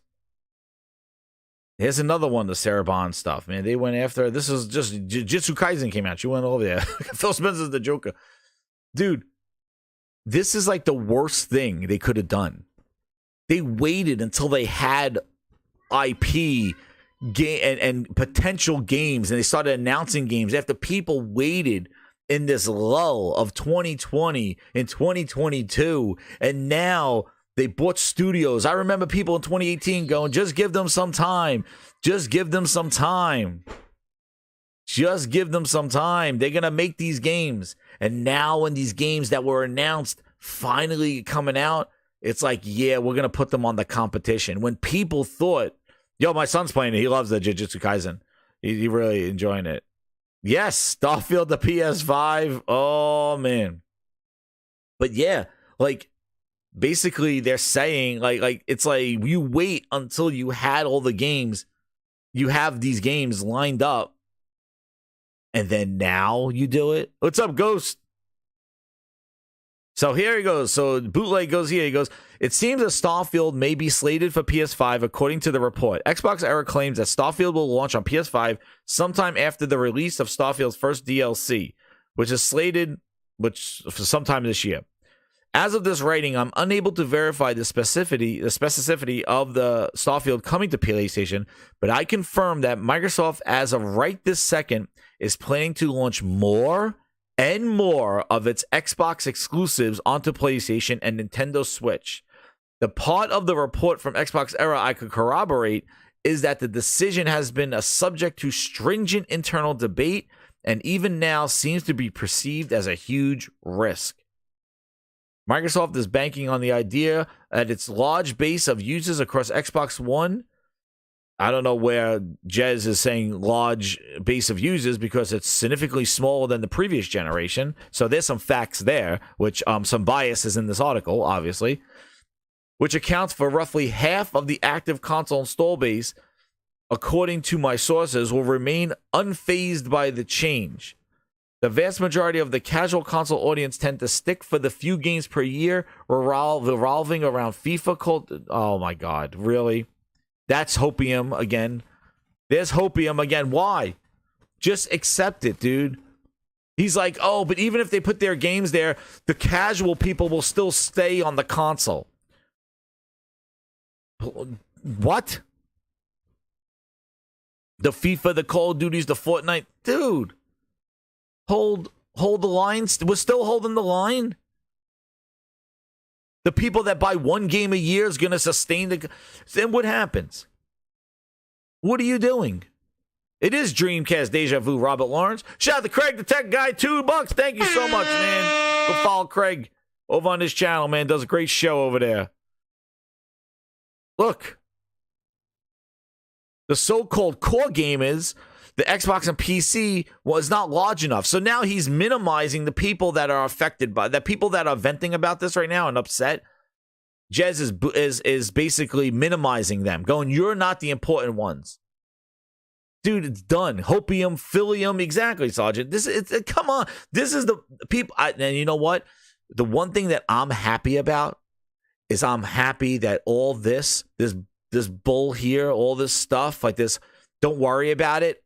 It's done. I'm hoping that this thing right here makes everybody realize that all these influences, all these Xbox hats, they're all fake sons of bitches that never even cared about this stuff to begin with. Because if they did care, they would have spoken up saying this is not right for the brand. And because they didn't, they rode the line, held the line, and you want to know what? I think all people are going to realize, like, hey, man, I listened to your show. I read your articles. You told me it was going to be fine. Go to Twitter. Show Sarah Bond your support. Like, you told me it would be fine. Now it doesn't be fine. I trusted you. Windows Phone Central again. You dopies. Don't you realize you built a website on Windows Phone and Microsoft pulled that from you and you didn't learn your lesson by betting on Xbox like this? You should have been a critic of that. And that's the one thing I got to say. Paul Thurrott, Windows, he's a fan of Windows. He doesn't love Google. He doesn't like Apple. He's a fan of Windows, but he is critical. Him, Mary Jo Foley, Leo Laporte. Leo Laporte's an Apple guy, though. But I'm telling you right now, Paul Thurrott and Mary Jo Foley, they tell you the real deal of how things are going to go. And they know the Microsoft way. These other people, they're not mature enough to realize you could be a fan, but also be critical and offer your readers some insight and some opinions that can make them think about it. Don't just ride the line and tell them it's going to be okay when you yourself don't believe that. And that's what I hope this whole thing makes people realize how fake all these people are. That's what I want to happen. Because these are the people that hurt fans from really speaking about what they didn't like, because they would read this and realize that this is the line they need to hold. Because I was told that. I was told to hold the line. No, you can't do that. They won't let you on a show. You can't get guests. I don't need them on my show. I don't need the hand-me-outs. I don't care. I got 2,600 great people that support, and I tell them how I feel, and I feel comfortable expressing myself on how I feel about these things. I don't need to be fake and tell everybody it's fine. Come here. I'll make you a cup of hot cocoa, and you'll be okay. Because I can't promise that to you. I don't know what your needs are. All I know is what I don't like and what I'm going to tell you I don't like as a consumer and a fan of the Xbox brand. And I've been saying it for half a decade. And I don't want to be right, but there it is. But when I made my turn, I had a lot of internal thinking because I was small. And I was like, they're minimizing my opinion. I feel this way. And people were telling me, don't say that. You can't talk about Mike Ybarra that way. Who cares about it? He's gone, dude. I remember when I called Mike Ybarra an asshole. Like, I remember going, and they're like, you can't say that about Mike Ybarra. Why? I don't care. Oh, you can't. He listens. I don't care. He don't pay my bills. I don't give a shit about my. And look what happened. The dopey bastard left, went over to friggin' and got quit anyway. Who cares? I don't care. Not my friend. I don't need executive hand-me-outs. I'll pay for what I want to pay for, what I believe in, what I earn my money and want to do, because then I could give you an honest review of how I feel about something, rather than getting something for free and being like, I got it for free. No. All your judgment goes out the window when you get a free. If you want to give somebody a genuine opinion, you buy it yourself. That's what happens. You buy it yourself. You spend your own money on something, because if you spend your own money, you just made the list. Then you should have the knowledge to know if it's good or bad. And that's it. And you may like it, somebody else may not like it, but at least you're honest with your audience. And that's what I demanded to be on this thing. I didn't want to put on a facade. You just made the I didn't want list. to be fake. It's fine. No, this is what it is.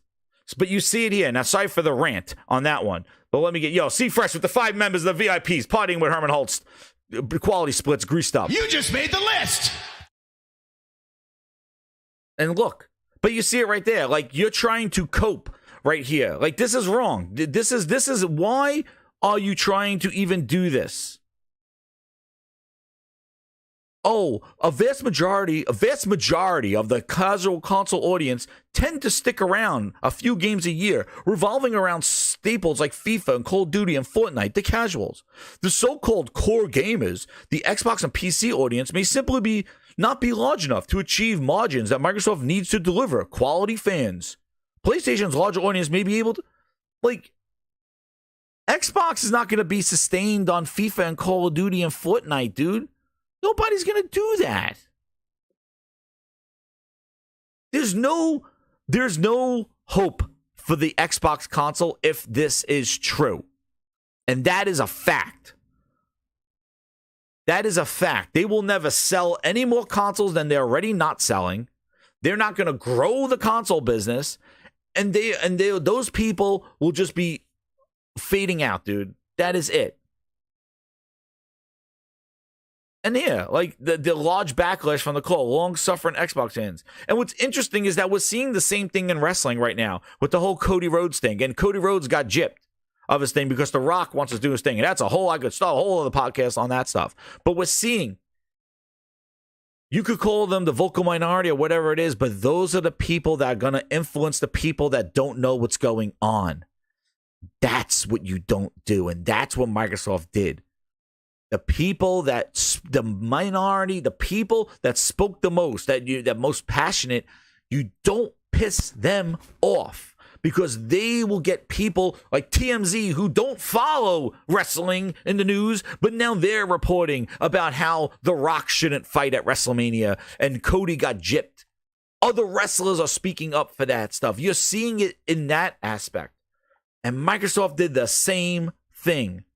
They pissed off their fan base now, and their fan base are going to tell people, don't buy an Xbox. They screwed me. Go buy a PlayStation. That's where I'm going. And there you go. Casual or no casual, that's going to be the message. And Xbox will be done. Because you just pulled the last straw. And you did it at the worst time. You tricked people to support your acquisition season and get all lawyered up. And they loved you and all this trash. And you lawyered them all up to support you and basically dig your own grave. Dig their own grave for this console. He's not. He's a World of Warcraft. He's a Blizzard fan. He's a Blizzard fan. That's what he is. But he writes about Xbox like he only play Halo. Halo. I was there from day one, please. That's why I call it the bootleg. But don't wait this hopium. The console's done. Go get a new job. That's what's gonna happen. He's worried about covering Xbox. Well, you could be called Windows. You're gonna be called Game Pass Central because that's all you're left. You should have learned your lesson when you had to take Windows Phone Central out of your stupid ass website. Now you're gonna be now you really are Windows Central because all you're gonna talk about is a goddamn computer. Because there is no Xbox after this. I'll tell you that right now. There is no Xbox after this. And here they go. Look what they're doing to poor Sarah Bond. Look at this. Horrible. Game, playing it. And what's a shame is that liar, Phil Spencer, put her in charge of Xbox knowing this may be the fallout of it. Sign me please, I will bend over and touch. My knees tell me it's better when we all play the make exclusive games and lie. To my face, thank you, Phil. Gamers are already signaling to us that the model of purchasing a game, playing it, and then moving on to the next one isn't the only way they want to experience games. They're behaving more like subscribers than buyers. Oh no. Gamers are already signaling to us that the model of purchasing a game, playing it, and then moving on to the next one isn't the only way they want to experience games. Did she look at the MPDs, anybody? And saw what was selling? Anybody reminded to check the MPDs? Oh, man. Mr. Grimm with the 10, he goes, it's messed up. Phil Spencer handed Sarah Bond the sinking ship because the Xbox fully becomes third party. She'll get the vitriol and ugliness from the Xbox fan base while Phil sits there chilling. Customer. Thank you, Mr. Grimm. Hey, that's what Phil Nessmouse does, dude. Phil Nessmouse. He comes in and saves the day. Remember when they want to increase Xbox Live?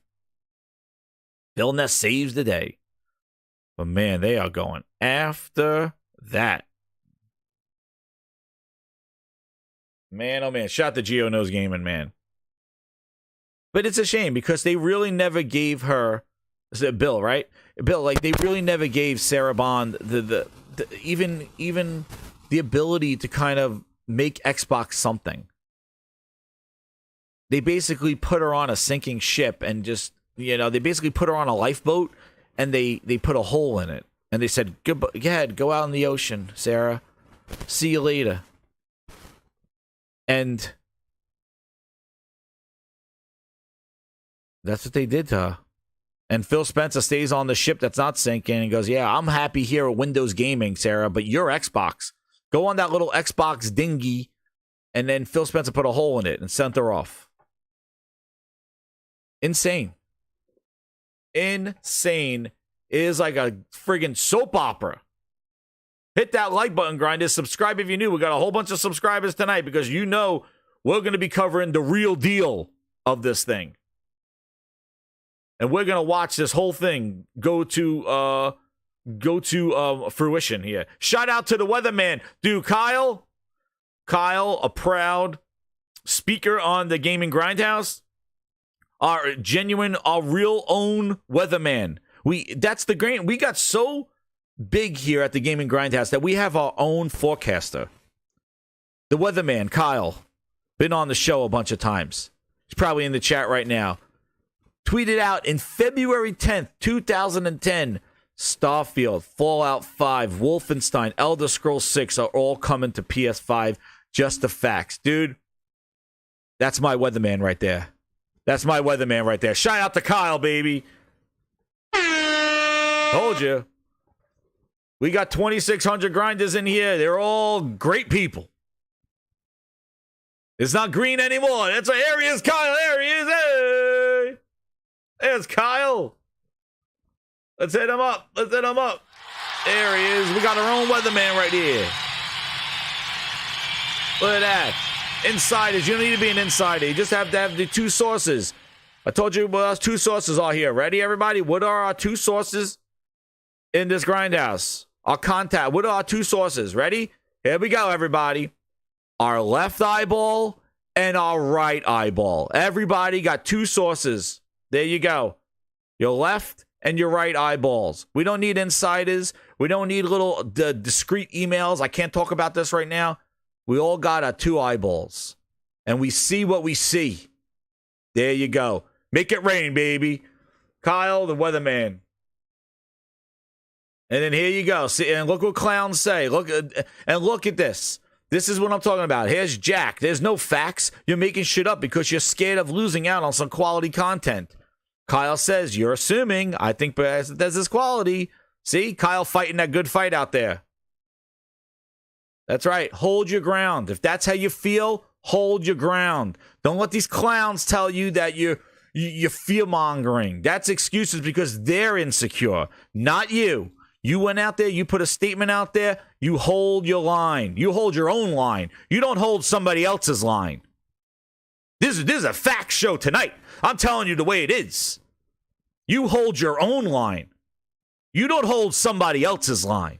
If you believe in something, then you stand by it. And if you're wrong, you're wrong. You're right, you're right. But you hold your own line. Don't hold no bullshit corporate line. It's real deal Grindhouse tonight. Damn. Telling you right now. And see with the clowns? Here they are. Wait, no, you're not getting away with this one, you goddamn clown. You're not getting away with this one. Where are you? Where's my? I got my new one for you.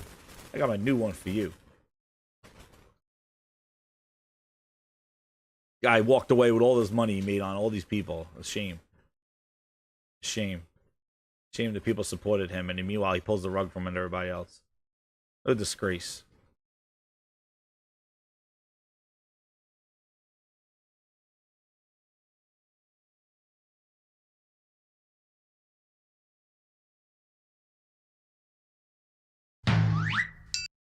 There it is. There we go. There it is.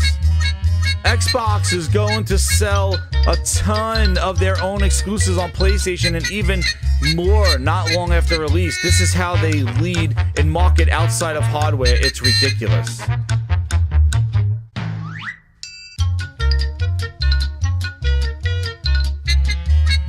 Nah, blocked by bootleg. There you go. Here's the clowns. I didn't know the circus was in town so early. I thought the circus comes later. I'm a gamer. I always will. I'll play most of my stuff on Xbox and the next Xbox, dude. Take a walk. Take a walk. Where's the coping? Where's all the coping? Goddamn clown. Go to the trapeze. Go play with the other clowns.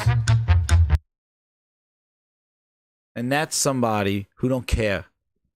Who don't care. He'll say anything to do whatever the hell he wants because he don't care.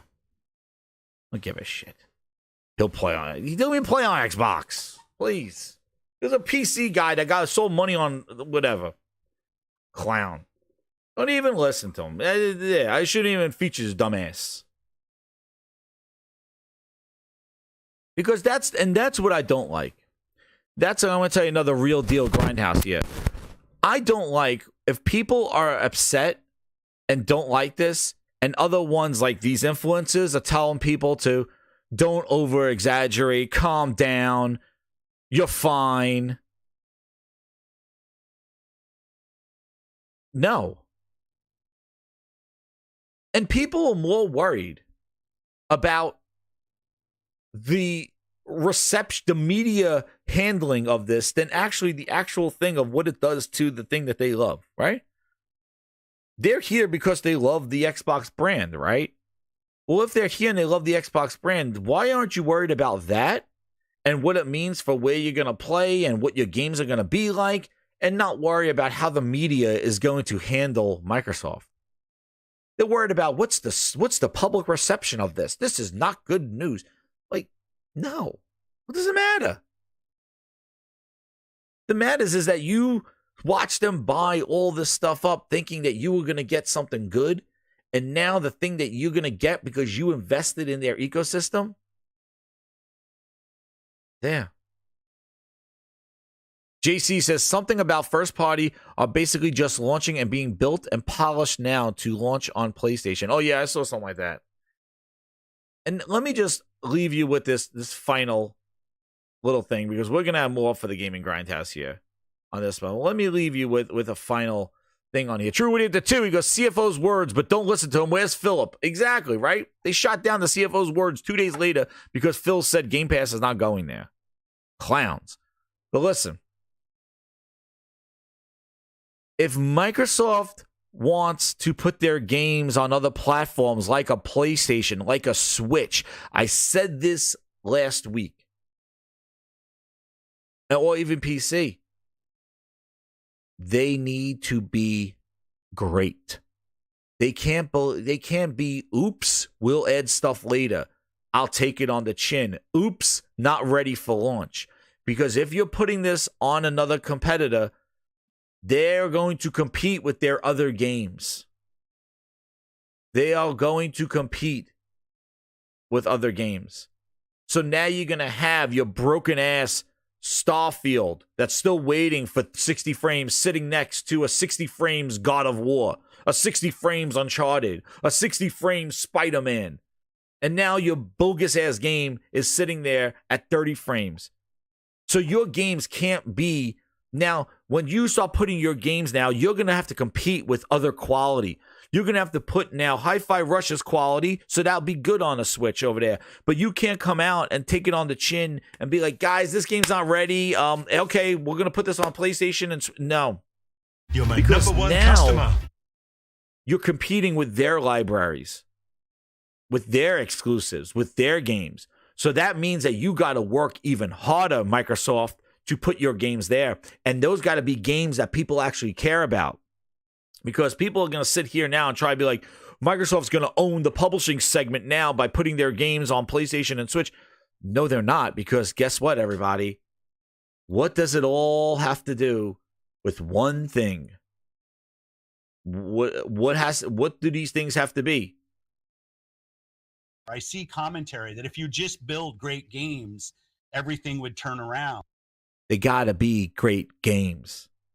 So even if this is a Hail Mary, that's what this is. This is another pivot. And I said it in my predictions for this year that Microsoft was going to have a huge pivot this year. Go back and listen to my 2024 predictions. A big pivot, right? This is the pivot. The pivot is to put their games on PlayStation. And guess what? It's another patch-up job for a leak that they can't solve because the solution to their problems are just make great games. It's always been that. Just get great games. Quality, meaningful, entertaining, award-winning. You just need to focus on great games.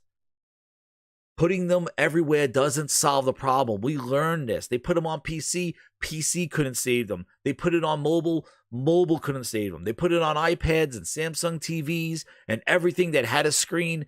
That couldn't save them. Now they think by putting it on PlayStation and the Switch, that's going to save them. It's not going to. If these games are not up to snuff, they will not sell on Switch and PlayStation, especially because those consoles have quality libraries, and now your game is being matched up against them. So when it's $70, it's like, wait, $70 for God of War or $70 for Starfield that still needs updates? What are you going to spend your money on? $70 on God of War. You can't put stuff out there that's not ready for prime time because you have Game Pass. So you have Game Pass, so you could take the hit. But you can't put those games. We sat here and looked at Halo Infinite. Everybody, Halo Infinite was $60 in the store. What robbery? Did it say on the box, missing co-op? No. But it was a $60 product on store shelves.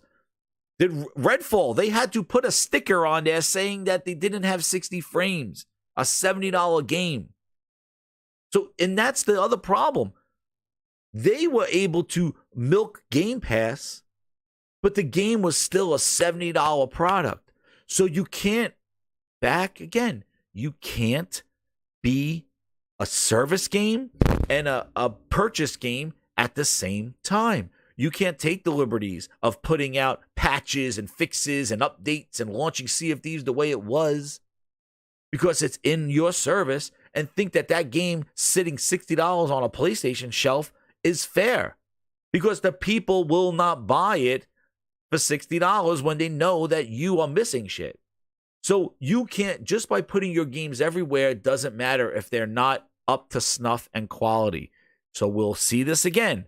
Just because they're putting them on there, so don't go around Twitter and see and agree with people that are like, this is a great move for Microsoft because this will make Xbox money or Microsoft money. And no, they're clowns, because these games need to be quality. They need to be ported correctly. They need to take advantage of the dual senses and all this. They need to function, because if they don't,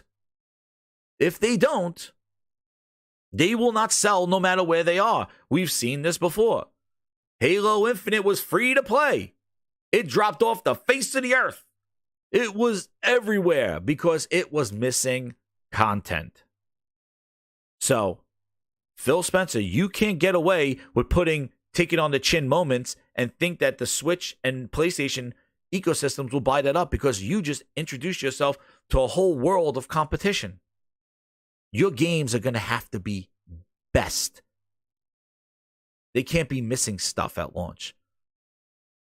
Hellblade needs to have 60 frames. They can't be, we'll fix it later and then go sell it for $50 on a PlayStation. You can't do it.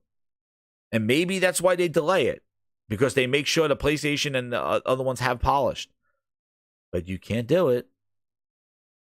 You can't do it. And that's the problem. So this is just another scenario of a desperate swing for the fences, another patch on a leak that they're trying to do. Because they are, and you can see the internal struggle. Phil probably wants to hold these exclusives here, try to build up the brand. And the executives go, no, we spent too much money. We need to get this back. Ship it, ship it, ship it, ship it, ship it. And that's what they're doing. Ship it all. Put it everywhere right now. Ship it. And there you go. Would you ship that? What you just played? We ain't found shit. Because the executives are running the company, are running Xbox now. And they want their money back. They gave you whatever your name is, $80 get ready for the billion. big surprise. Welcome, OCA, to the Gaming Grindhouse. Keep it going, grinders. We're on our way to 3,000 quality grinders. That's why I said quality grinders. We have here the executives running the show, and they just see that install base. They go, yeah, go. Here's some money. Go buy PlayStations. Put our games over there. We need to sell something. We can't wait for Perfect Dark. We can't wait for Fable. We can't wait. We need to make our money now. So stop porting these games over there. We need to start selling. We need to make our money back. And you saw how much Activision was carrying their content and services. But it's over. Because they took their eyes. They don't want to spend the time to make a quality games. They don't want to. They want to buy their way to the top and just milk and take advantage of people's naivete. But the consumer is smart. And the consumer knows there is better, because Nintendo and PlayStation, and even PC for that matter, show you there are better games out there than what Microsoft is making. And because of that, Microsoft's having a hard time trying to make their money back for everything that they sold, everything that they bought. And if they put their stuff over there, it's just going to sit there and wait for sale. And all this other stuff, who knows, maybe goes into PlayStation Plus. Oh, man. Won't that be a bitch? Phil Spencer! Phil Spencer! Phil Spencer! Phil Spencer, baby, let's go! Yes! Yes! Won't that be one? Yes! That's right, Consumptive Souls. You said it. You said it. They just want to buy their way to the top. Try to buy relevancy. They're not going to do it. Assume it's smart. So their games now, going over there, it doesn't solve the problem that they have. Quality games, Phil. Quality games. And let's go here, Phil Ness from Circa 2019. I know you heard it tons of times, but my goodness, ain't it true, ain't it true? Hits a little differently right now.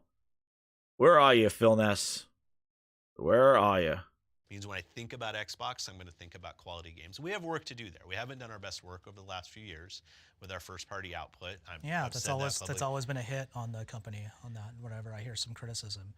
Yeah, I don't know if I'd say always. Like, I think we've gone through times. Not to throw mud on you, but I have to know that's a fair. I think it's something fair to say. It is fair to say, and struggling quality since 2018, and proceeds to launch Halo in the state, Crackdown, whatever, all the games that they released. Quality games that say I need to play that. That's what Microsoft needs. They don't need more places. And I told you again, they've always. Yep, I know Indiana Jones and PS5. I covered that already. If that's what they're doing. But I said they always tell you where you're going to play, how you're going to play, who you're going to play with. But they never address the what you're going to play. And this is just another instance of where you're going to play your games, thinking that PlayStation and Nintendo are going to help them. Not if you don't make great games. The green light. Hellblade 2 going back home. Hellblade's going back home. Senua back to a PlayStation. It's insane. Hellblade 2 coming. Dude, the whole slate. It's done. Where's the Hellblade 2? They add that to the list because it's a list of everything. It's everything. I can't believe Master Chief Collection. They're saying Hellblade 2 now?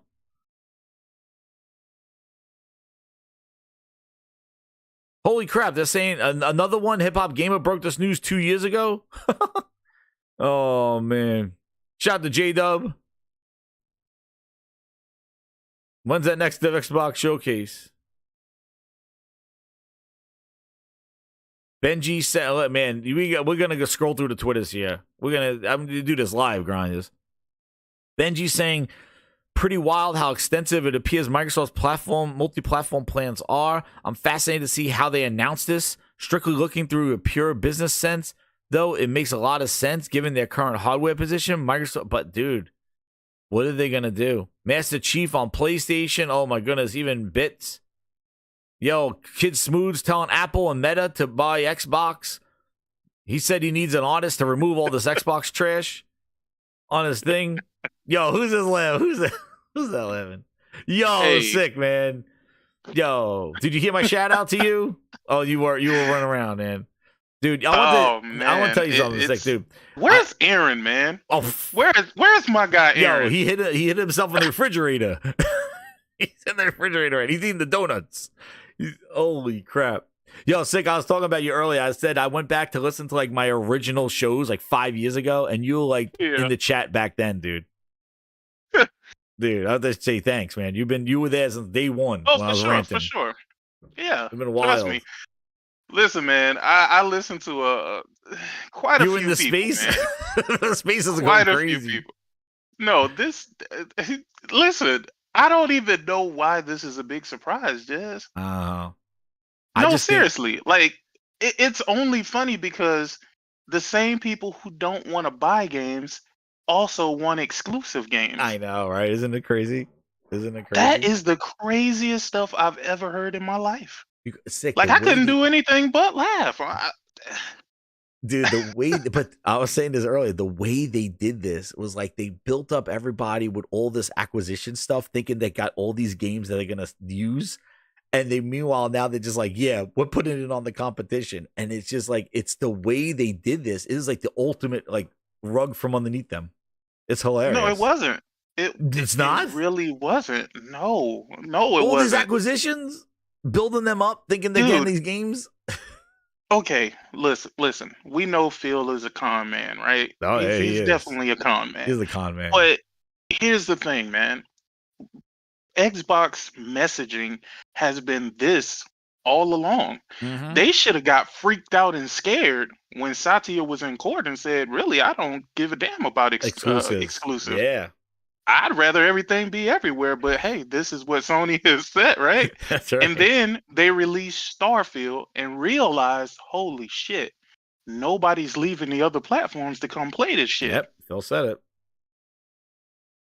He said it, dude. I said Phil was being his most honest when he was in that interview with Peanut Head and the other in the gang. When he was in the we in that refer to interview him with Peanut, as Mr. Yellow Chair. That's his name. yeah, I forgot what his real name is. That's why I call him Peanut Head. I can only think about no, not him, not Paris. Oh, that other guy. It was the interview with Paris, but it was the other guy. That other guy where the he British dude. Oh, yeah. Oh, that guy. Holy shit, that clown. Oh my god. Yeah, that guy's a peanut head. Yeah. So honestly, sitting up here and seeing what's transpired, Microsoft's messaging was that we want you to play your games wherever you want to play your games, and nobody seems to want to play on Xbox. Mm-hmm. Exactly. I mean, it is what it is. You touted the Series S as your main console.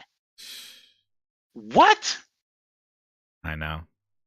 And then you came out and said that you have the world's most powerful console, but that messaging changed really quick to the most powerful console Microsoft has ever made. You know what I mean? I know. Dude, the writing has been on the wall, but I don't blame the execs. It's not the execs' fault. You know why? Nintendo games are still exclusive because they still sell games. Yep. PlayStation games are semi-exclusive because they still sell games. Mm-hmm. What do you really want Microsoft to do? Like, I understand that they're a $1 trillion company, but they didn't become a $1 trillion company by subsidizing a failing device. Mm-mm. As a matter of fact, they've given Xbox more grace than any other device they have. Yeah. So this is where it is. But the thing is, the zealots did it. Y'all ran around being Game Pass evangelists. That's what they did, right? Yep, they did. Dude, Game Pass. Mm-hmm. What Paris said, I love, the fact that you guys say play wherever you want to play. Really, he was blowing shit out his ass. I know. He gets everything for free. Yeah, I mean, listen, man. A lot of people think I dislike a lot of these people. I don't. I just know a bullshitter when I see one. Exactly. That's it. Yep. Well, they're already trying to spin this shit to bullshit. They're trying to spin this shit to bullshit. Like, this is gonna be Microsoft huge. I'm like, no, it's not. They gotta make quality stuff still. Well, let me say this then. Let me say this. This could be a good thing for Xbox. It really could. If they I know everybody is like doom or gloom, doom and gloom, doom and gloom, doom and gloom, right? Well, for the console, it's doom and gloom. The pivot that they're doing will render Game Pass obsolete. Yeah.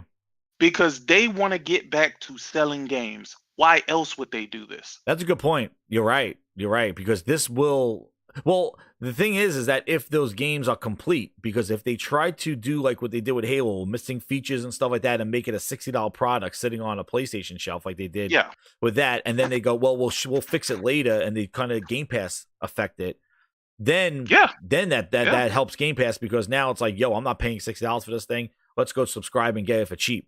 But you're right. If they make some decent games that people will buy, this will kill Game Pass because the people where it's going to sell the most, especially in the console, will be on the PlayStation and Switch if it's there, and Game Pass will just kind of dry up.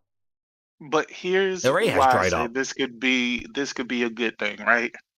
Other platforms actually go out and buy games, right? Mm-hmm. So maybe they do keep Game Pass alive. Maybe Game Pass will be the perk for the people who own an Xbox product. Maybe that's the case, right? But either way, Xbox is going to make a lot more money by being multi-platform than they would by just being a singular platform trying to sell exclusives, because they don't push exclusive sales like PlayStation. They don't push exclusive sales like Nintendo. The quality of their games aren't even on the same level. No, they don't. Right? And well, that's And the they problem. can't Putting it win. over there with the other games that are better. Now their games have to be up to par with the competition because you're putting it on the same shelf as Nintendo games and PlayStation games in the same store. You can't have. The truth is, a lot of that shit is going to get overlooked. It will. That's just the fact of the matter. Unless they have It's like a gonna get publishing overlooked. page or some shit like that. The thing is, a lot of people got happy about Hi-Fi Rush and Starfield and It's all not of this gonna stuff. If you, I always say this truthfully. If you wanted those games, you would have bought the platform to Agreed. play it. It only Totally. costs $200 or $300 Exactly. or whatever. You would have went out and bought it if you cared about it. I already enough. played those games. So, Like if it comes to PlayStation, it's Yeah. like I'm like whatever. Like it is. I'm not gonna like wait for. Yeah, you're right. And the problem is that they don't have games that people are waiting for. People are not sitting there going, "I can't wait to play these games." Like even games they have coming out, nobody's like, "I can't wait to play." There's nothing that has that anticipation. Starfield was like the last one, and it was for all the wrong reasons. yeah, that is true.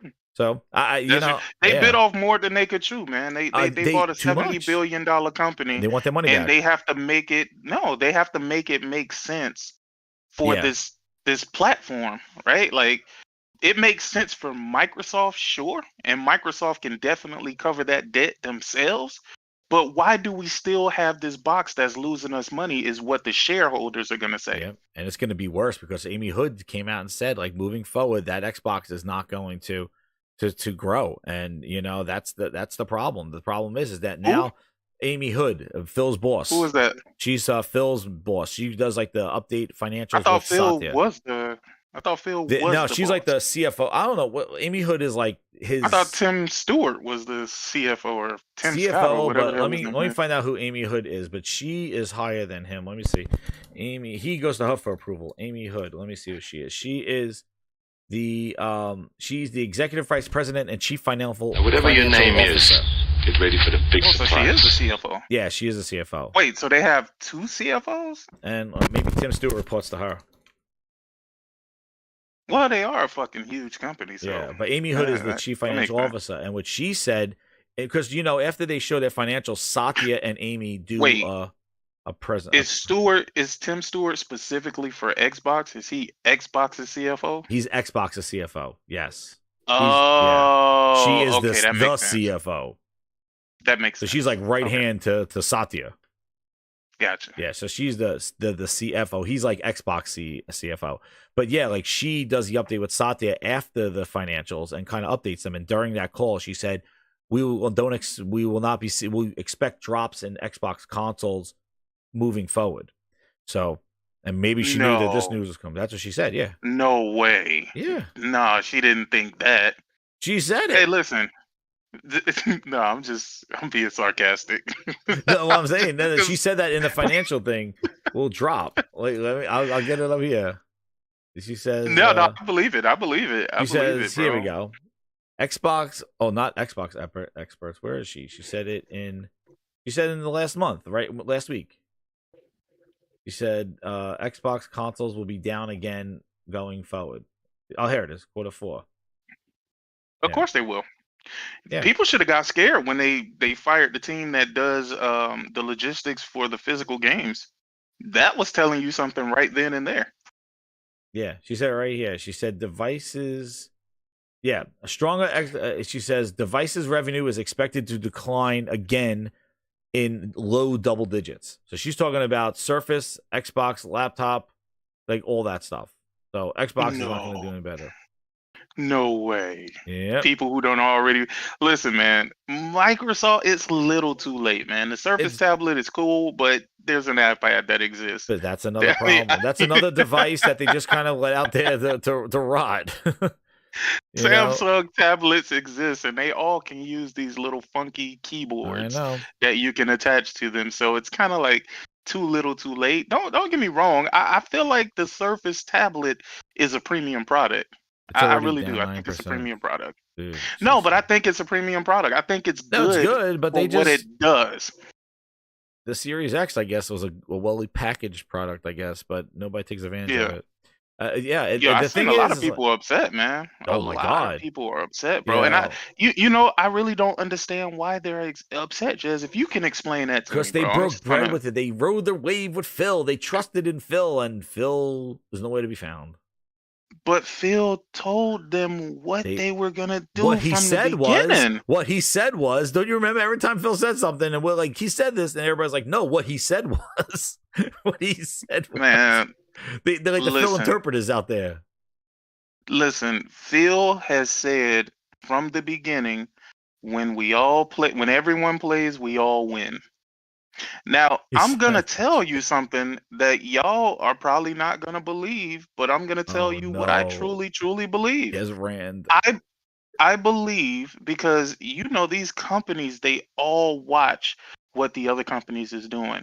And a lot of people who invest in PlayStation, they're always asking questions about what PlayStation is doing versus what Xbox is doing. I'm not sure if you've ever listened to the shareholder calls and things like that, but they all do that. So if you listen, I know y'all don't want to hear this, but if this turns out to be a great endeavor for Xbox, or not even Xbox, for Microsoft in general, and it returns results, the shareholders are definitely going to ask of PlayStation to do something similar. But what would it? What, put games on Switch? They're not going to go down. Listen. They're going to go up. The Xbox console, there's no business. See, as a third party, as a third place, you want to put your shit on second and first. As a first place, what benefit do you have of like that dwindling Xbox that's selling less than the previous generation? There's no benefit put on. That's the thing. It's more or less putting. Listen to the verbiage that was used by, who was it? Was it Jim Ryan, or was it Herman Host, or was it was somebody who said this from PlayStation? They said, we want you to play on every screen that has computing power, that has computing power. Yeah. What do you think that mean? We cannot be gullible like these Xbox niggas. I'm just gonna call it how I see it. I agree. When you say something like that, you've left the door open for this same bullshit. And I know it sounds crazy coming from me, because usually I would always be pro PlayStation and be like, fuck Xbox, and this is doom and gloom for Xbox. Gotcha. But I'm doom only thinking realistically, if this endeavor brings back results, they are going to test the waters, because they're gonna start saying to themselves, yeah, but what do you mean? Like, they're making a lot of money. But what pivot that would they do? They're not going to put it on like I said, this is totally different than putting games on PC. This is putting your games on your direct competition. So if you're saying Sony's going to do the same thing, that means they will have to put their games on an Xbox or put their games like on their service, like their Game Pass. They're never going to do that. No. Never talking about services. I'm only talking about selling the games. I'm only talking about selling the games. If they see that there is a market for people everywhere. So now, what do you mean, like PC? I get what you're saying. No, but I don't know what market. Everywhere. So you mean don't doing be surprised put it on if cloud you see or phones? No. They're definitely doing the cloud, the phones. They're doing Day PC. one I'm phones, thinking that PC. they're going to do a launcher, but don't be surprised if they put their games on a Switch or on an Xbox. This is what I'm telling Xbox? you. What Xbox? The one that they currently have access to. But the that one install that basis does not benefit Sony at all. Listen. What, for 20 million people? Okay. Microsoft is looking. Look, listen. So Microsoft is looking at 20 million that. people, and they're looking at 200 million consoles of the Switch and PlayStation running with the market. They got to put their shit over there to survive. The Sony and Nintendo don't need to put their stuff on a measly 27 million consoles for what? Now let me Especially break it down to you like this. Let me break it down to you like this. They put their games on PC, and their games sell like shit there.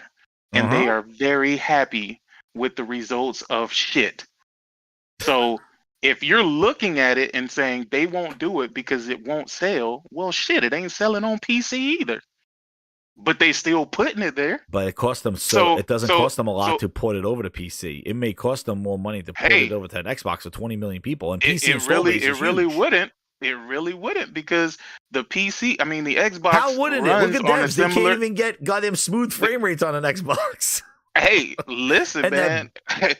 Microsoft's developers suck. I agree with you there. I agree with you there. But I'm just telling you, everybody's gonna dismiss it until it fucking happens. They've already put MLB The Show over there, and I know what you're gonna say. It wasn't up They to put it them in the to service. do that. They put it in the But service over there too. yeah. But it wasn't them who did that. It was the publisher Yeah, it was that the did publisher that. that did that. But here's the thing: Sony knows exactly how much that game is selling. They know exactly how much that thing is selling. So let me be clear when I say this. If they're okay with the game selling 50K, 100K, less than $1 million for your big blockbuster bangers, adding another 200K or another 300K or another million people out of 25 million Xboxes, dog, you can't tell me that they're going to be upset about that. That's 25 Yeah, million now. What do you think after this announcement? Can't see that. No, listen, I agree. Never say never. Always, everybody's going to go to the money. So don't say like Sony will never do this. We thought Sony never put stuff on PC, and they have. So Well, sick. here And is the- having that, I agree. But I don't see what Xbox install base would be for them unless Game Pass blows up and is everywhere.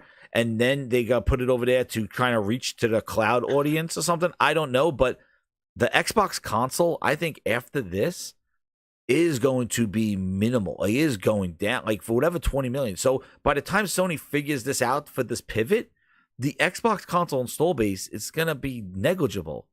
It's not even worth It's it. already negligible. I know. So it's going to be even worse. Rand just posted this. Rand says, yo, this is crazy because Rand Althor says this. He goes, the first of lots to come. Some will shock you. Dude, is he saying friggin' Master Chief, Halo will be on a PlayStation? This is Sega remastered. I can't believe it. I can't believe what I'm seeing. This is insane. We all saw this. But like I said, Halo, man, if there's money, what I found out, wild. which is why I'm no I know longer you never want to emotional about no. I'm no longer emotional about the strategies and the things that these companies do, because I understand that at this point it is only about money. Oh, it is only it's because about they money. spent so much so fast. Billion. This was the biggest video game money spent acquisition ever. Like $80 billion. You got to make that shit back. They spent it too fast without even letting the ink dry for ZeniMax and see what the hell ZeniMax can do. They didn't even give him a chance. He went over and did Activision and got consumed by that. And in addition, while they were so focused on that Activision deal, they just abandoned Game Pass and Xbox. They had a year with no games because they were so focused on that friggin' acquisition. And now we find out why they were so desperate for this, because they realized this was their only play. Because they already have to have their foot in the door with Call of Duty, and now they could use that as a piggyback to kind of break the ice and to bring their other games. Remember, Phil said this accelerates where they want to go. But they could have done that at any point in time, because the way Sony looking at this is, we don't have any investment in any of this shit that you're putting over here, but we'll definitely take the 30%. Exactly. Thank you. I know. That's what I'm telling. Yo, this is like twisting the knife. And the people were trying to. This is the worst time because they hyped them up so much. Because of these acquisitions and that they were building, they had the charts of all these studios, all this shit, and people thought that this was all on the Microsoft's roof and they're gonna build Xbox and get back into it. And to just say right now, and get back into what? Whatever they hoped for, that E3 moment of getting back at Sony. That's what they always wanted. They believed in this. What was the best console they had? The 360. Yeah, okay. And what was the caveat to that generation that even allowed them to get? Okay, and the Red that never happened. That never, ever happened again. I'm gonna tell you, I did a whole video when this started. They want that E3 moment of how to share a game. That Xbox is $500, PlayStation was $400. That moment shifted the whole entire generation. Everybody said, I'm not getting an Xbox. The bad messaging and that E3 moment where Sony capitalized on that with the Jack Tretton mic drop, that irks them to this day. That is why they're sticking around, because they want that moment back, and they wanted that E3 moment back. That's why they always said wait to E3, because they thought E3 was the time that moment could happen. And when Sony dropped out, they said Microsoft's there. I'm telling you, that moment gutted. I was an Xbox fan. I sat through that shit, and it gutted me of how Microsoft could drop the ball so bad, and Sony capitalized on that and did that little how to share games and all this stuff, and even announced in that whole thing that PlayStation Plus was going to charge you now, and nobody batted an eye because it was such a momentum shift. I remember listening to Jeff Gersman and all the podcasts after that. They're like, PlayStation just took it. It's over. Don't get an Xbox. Don't do this. It's over. Let me ask you a question. Let me ask you a question. Mm-hmm. Even without the bad messaging, let's say they didn't have the bad messaging going into the Xbox One generation, do you think they really had a chance in hell? Yes, they did. They had the games at launch, where Sony had a lot of indie games. No, I'm going to tell you right now. Wait, I got to caveat that. If they took Kinect out of the box, $400 with the PlayStation, I think they could have held on longer, because if you look at the sales, the Xbox One, even with Kinect out of the box, hung in there. You don't understand. They had you don't games understand at launch, how, dude. They had games. Yeah, but Sony you didn't. don't understand how big of a brand PlayStation is in comparison to Well, Xbox. I think it would have been. I'm not saying Microsoft. Slower. I'm talking about Xbox. You don't know how big of a I brand know, but Sony when did is in their PlayStation 4 get reach. their games, dude? They launched with Contrast and Stardust. It launched with Contrast. It bootleg, wasn't Stardust. It was Killzone Part Resogun. It was Killzone Shadowfall for sure. Yeah, and but those you can say whatever you want, but regardless, I still bought a Xbox One day one. I got so an it Xbox wasn't One the day one. messaging. It wasn't the messaging that people truly gave a fuck about, because everybody who That wanted an Kinect was a bad Xbox move. One still went and bought the Xbox I know, but they One. had a well, even Rise didn't turn out to be an incredible game, but it was a decent looking game that made you look at next gen stuff. They had Dead Rising, Titanfall came in the spring. Like they had those kind of Listen, games. So Listen they to didn't this, have Jess. that at launch. While Sony is expanding and basically trying to capture different audiences, Xbox is still trying to live on the nostalgia of fucking Elder Scrolls and old ass games. Oh, I know. Now they are. Yeah, definitely. Dude. No. They are trying to live in that particular moment, while PlayStation is in Africa and India and China, getting new talent in those regions, which equals more games for PlayStation, dog.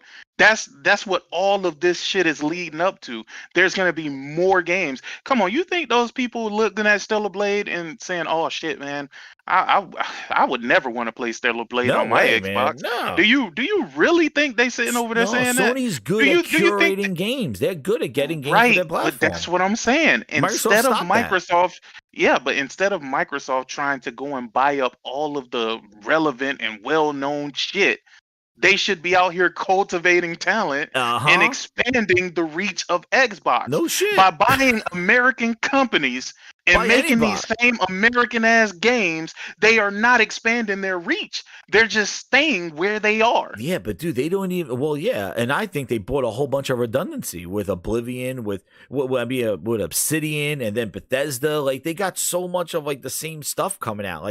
They got so much overlap going on there with like, oh well, here's our fantasy, and then you got Fable, you got Elder Scrolls, and Avowed. It's like, and then you got all your sci-fi with Doom and Halo. Like you just have a lot of overlap of kind of genres, and they bought blindly. They just bought whatever opportunity to try to race to the top, like the tortoise and the hare. And now we're seeing the results of it. They spent too much money too fast. They're sitting on all this product, and now they gotta go. Well, our install base is not buying it. The subscriptions are flat. We're everywhere already, and Sony keeps announcing how many consoles they're selling. And I think the Stewarts and the Amy Hoods and the Satyas are like, Phil, we tried your exclusive play last year. You told us to stop making PlayStation games and make Starfield exclusive. We really don't see anything. Redfall was a trash. You know, you told I them don't to think stop they want to too. lose any more executives, man. I think I think that's Phil's done. part of the reason. I think Phil's leaving at the end of this year. I think if they make this announcement, I think you see Phil retire, and then by the end of this year, and he kind of walks out because there's nothing left for him to fight for. The Xbox is going to be. That's it. I think Phil retires in the year. That do make sense. Like his legacy will be the ABK deal. He said it already, and I think that's it because I think right now the finance people took over, and that's why you're seeing even in these announcements that there's a lot of internal struggle. Because I'm sure Phil, that's why he's quiet, and I'm sure Booty too will probably like, yo, they are going to torch us when we make this announcement. You know this, and that's why I think they're letting these leaks happen. And just letting everybody vent out now, so when they really announce it, they don't get that heat, but they're gonna get it. And I don't know how they're gonna announce it, dude. And they're gonna lose the last bit. Why y'all silence my man Aaron, man? Aaron, no, Aaron, let him express his disappointment. They silenced him. I didn't even see that. Let me get the super chat They here. sent that man to the dungeon, dude. He's having a bad day. You just sent him to the dungeon. Holy, the Grindhouse don't fuck around, man. Send his ass to the guy's crying there, and they sent them to the dungeon to cry in peace. Holy shit. Cosmic Hero with the 5, he goes, Jez, the day Microsoft asks Sony to remake a Halo or any of their games will be a field day. Holy shit. Halo, dude. I don't think Sony wants to touch that Halo. Oh, guess what? Sony got their multiplayer shooter. There you go. Oh, shit. Too early? Too early? Yo, the jokes are going to be living, crazy, man. Get the popcorn ready. It's crazy, man. I honestly hit that like. This is gonna be wild times. God. I can't Look, even man, believe this. You know, I've talked a lot of shit to these damn bots, man. I really have. But honestly, man, this shit is like bittersweet to me, dog. I know. Like, I agree. While I'm it's the same supposed situation. to be, while it's supposed to be like ha ha ha, point fingers, laugh at you. It's like we tried to warn you. Y'all just called us ponies and dismissed everything that we said. Because they went like, to their safe zones and they're like, it's fine. Trust me. It's not going to affect them. And they went to their safe zones and they believed. And I said, out of all this thing, Sick, I really hope that the fake influences and all that stuff like get the worst of it all. Like I hate the fans getting, like, I know how the fans feel, but I don't want these influences to mock them going, no, it's going to be fine. And I want the fans to be like, you bullshitted me enough, I'm not listening to your bullshit anymore, and make them lose their influence. That's why I hope this shows you, because they don't know anything and all they care is they want to keep you in their hive mind, in their little goddamn bubble, and tell you it's okay. Meanwhile, they don't care. They don't care. They're getting their shit for free and they don't care. So you should not listen to Dustin them. What did Dustin have to say about? Oh, I mean, man, dude, he's gonna be Dustin. I don't know, man, but I've seen the videos from before and after, man. He was all like spry and shit a couple of years ago, and now he's without the cookies too. He's done with the cookie business. He can't even fall back on that. I don't know, man. Yo, Super Nifty Susie says for the 5, she goes, will there be more layoffs at Blizzard? Dude, I'm sure. I don't know. I hope not, but I don't think they're What y'all done. used to know of Activision, Blizzard King is gone there. y'all ain't gonna even recognize them They got in the next couple of they're years, and getting that's. But this is what we tried to tell y'all. Y'all wanted the worst company in the gaming world to buy these companies, not thinking that shit through. Yep. Y'all thought that everybody from PlayStation, where they've had their games for years, were just gonna migrate over to Xbox? Are you kidding me? What made y'all think that? What made y'all think that? Yep. I know. Yeah, see, the Tay Hannon said PlayStation Video single-handedly destroyed Xbox brand reputation for 2 generations. And it's the how you share games. I told you. That, I'm telling you, that impacted that brand so bad, it killed all momentum. And they wanted that time back. How to share games, dude. This is how you share your games on PS4. Something that was so negligible at the time, but it was, I mean, now you look at it, but back then, this single-handedly killed all the momentum. And I agree. Microsoft did kill a lot of its momentum by focusing on Kinect, but near the end of the generation and not ending strong and letting Sony end strong, and Microsoft focus on casuals. But it was just a perfect storm. And dude, But you're right. You know, they told us you were wrong, and you know, pony, and they just go pony, and it's like, all right, whatever you say. Paul Tassi, here's this one. I'm just going around the Twitter watching this damage. He says, nope. Stand by this. If you're Microsoft, it shows you have no faith in the Xbox ecosystem. Goes counter to all Game Pass claims, just like what you said, Sick. Throws your fan base into chaos with no public comment. It's not just waving the white flag, it's shooting them out with a t-shirt cannon. Sometimes you got to rip the Band-Aid off, man. Yeah, but the way they did it, and that was even Tim Dog's like craziness. He was going crazy, but he's more pissed off about how they're handling it and how they're letting these leaks be handled by other people than really being upfront and center about this thing. And that's where he's like, he lost it too. He went off on he's gone. I don't know how he's going to come back from. Come back, Rambo. Paul Tassi says this is the most embarrassing shit he's ever seen. To be honest with you, he's probably the most embarrassing thing I've ever seen. You know how many times he's talked out the side of his face? Oh, dude, yo, like dude. Yeah, I know. Come on, man. Halo was the best. Halo was the shit. I found Mr. Yellow Chair. We found him. I found him right here. Mr. Yellow Our good friend Chair. Paris. He goes, funny that I said this before the avalanche of Xbox and multi-plat rumors and scoops. My 2 cents, Xbox leadership should get in front of this and explain what is going on and be prepared for additional Q&A because a lot of clarification will be needed. And he loves gaming, whatever. Enjoy, dude. You were the one that was showing for this. Once again, you're talking out the side of your neck. Exactly. He loved this is the exclusives. same guy. No. This is the guy who said that Sony was gatekeeping their games. Yep. Remember that? Yeah, I remember then, Horizon. This was the guy who said, well, you know, Xbox having exclusives makes sense. You know, it's how the business runs. Like, bro, you said the complete opposite just a few years ago. Exactly.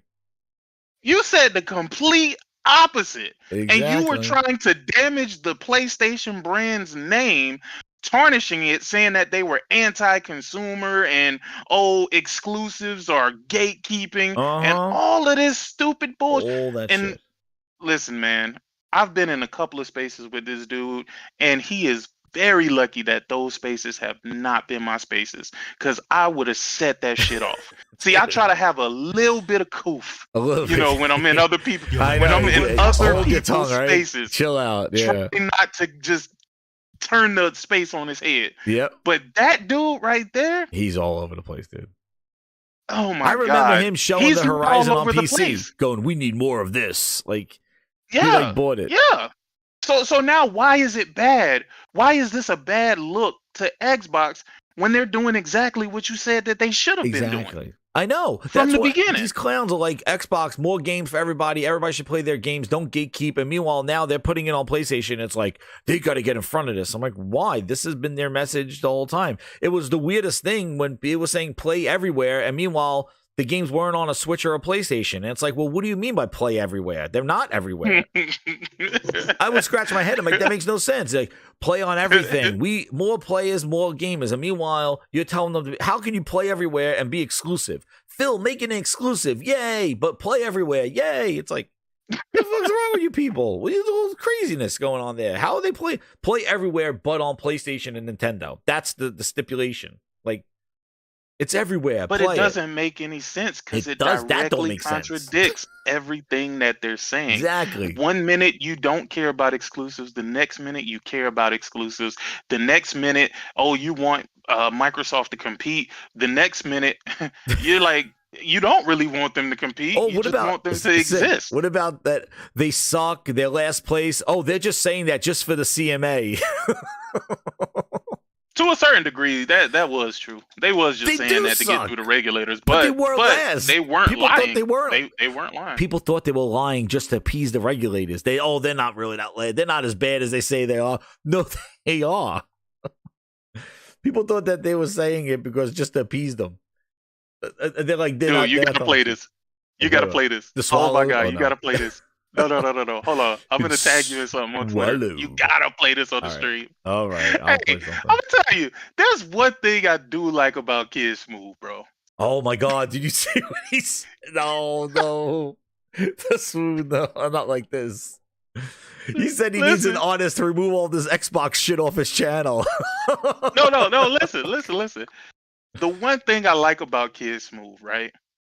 I think he has a terrible personality, but he has a very truthful personality. He says the things out loud that people only say in group chats. Mm-hmm. No, he does. He's genuine in that sense. I'll say, yeah, because I met him in person. He's definitely, he wears his passion on a sleeve, and he don't care like what he says, but he does outbursts and stuff. But he was really into it. Hey, man, what did he do? Yo, please play this. Where is this? Please play this. It's on a oh my Discord, god, I tagged you in it. No, Twitter. Oh, Twitter. Yeah, I just tagged you in it. It's a video that. On Weapon Wheel. Because this just happened. I saw, this just happened. 8K, maybe 8K. Oh, here he goes. Hold on, I'll play I it. am today, Mark. I don't care. Oh my Record God. it, snap it, screenshot it. You caught me in 4K, maybe 8K, 6.5K. However, y'all recording video content. Tell me the way it is. I regret this Activision Blizzard deal. If you're telling me that's the pillar that made them to get them all fat headed and to do this, I regret it. Fuck, fire another 2,000 other motherfuckers. Get them out the door. Oh no, don't say that. I don't care about any freaking layoffs or canceled games, any of that. No, this deal was bad. No, I don't like this whole. I'm not siding with all the the senates and all that shit and PlayStation and all the people arguing in court. No, if I known that this was going to be the thing that pretty essentially Xbox is dead to me, it kills Xbox for me. Then yeah, that Activision could have just gone away. I don't care. I don't care about any other studio that needs saving because in order for Xbox to acquire talent, they have to be a third-party publisher. The thing is, no shit. Sega went the way it did, right? I told you this. I was not a super hardcore gamer He like got that. the meal. Corn shrimp. I love. He always eats during the podcast. It's so funny. When I used to podcast with him, it was like he's always eating. But no, I don't want to hear about more layoffs. And sorry about that. Yeah, he should. Whatever your name is. But dude, I agree. Welcome, Call Yee, to the Gaming Grindhouse. But again, he's right in the sense that this we said this before. This Activision deal was not good. It would put them in such a weird position. And when they were sick, how many phases of this Activision deal happened over a year and a half? How many phases? Oh, well, Call of Duty is now 10 years. Oh, we're putting Call of Duty on the Switch. And all I heard was, this is great. This is great. This is great. I'm like, how is this great? What's wrong? It was only great when they thought they were sticking it to PlayStation. They thought this would be the demise of PlayStation. They thought that this would put Xbox in the top, top tier. And unfortunately, I don't think they understand what really makes PlayStation great. It's I don't great think games, they get dude, that. and they're not. Then that's the thing. It's the games and the IP and that stuff. And Microsoft has avoided that and try to buy other things. Let me get Super Nifty Susan with the 5. She goes, my friends at Activision Blizzard are scared as hell for more layoffs, 1,900 employees, and probably more to come. Thoughts? Well, Super Nifty, I just want to say, ignore, please. The Gaming Grindhouse does not agree with the Kid Smooth rant on there that I hope more people get laid off. I hope nobody more gets laid off. But I'm going to tell you right now, the thing is that Microsoft, with the Game Pass model, they're going to adjust those companies. And that's the one thing I never liked about buying that. And I hope everybody's good over there and there's no more layoffs.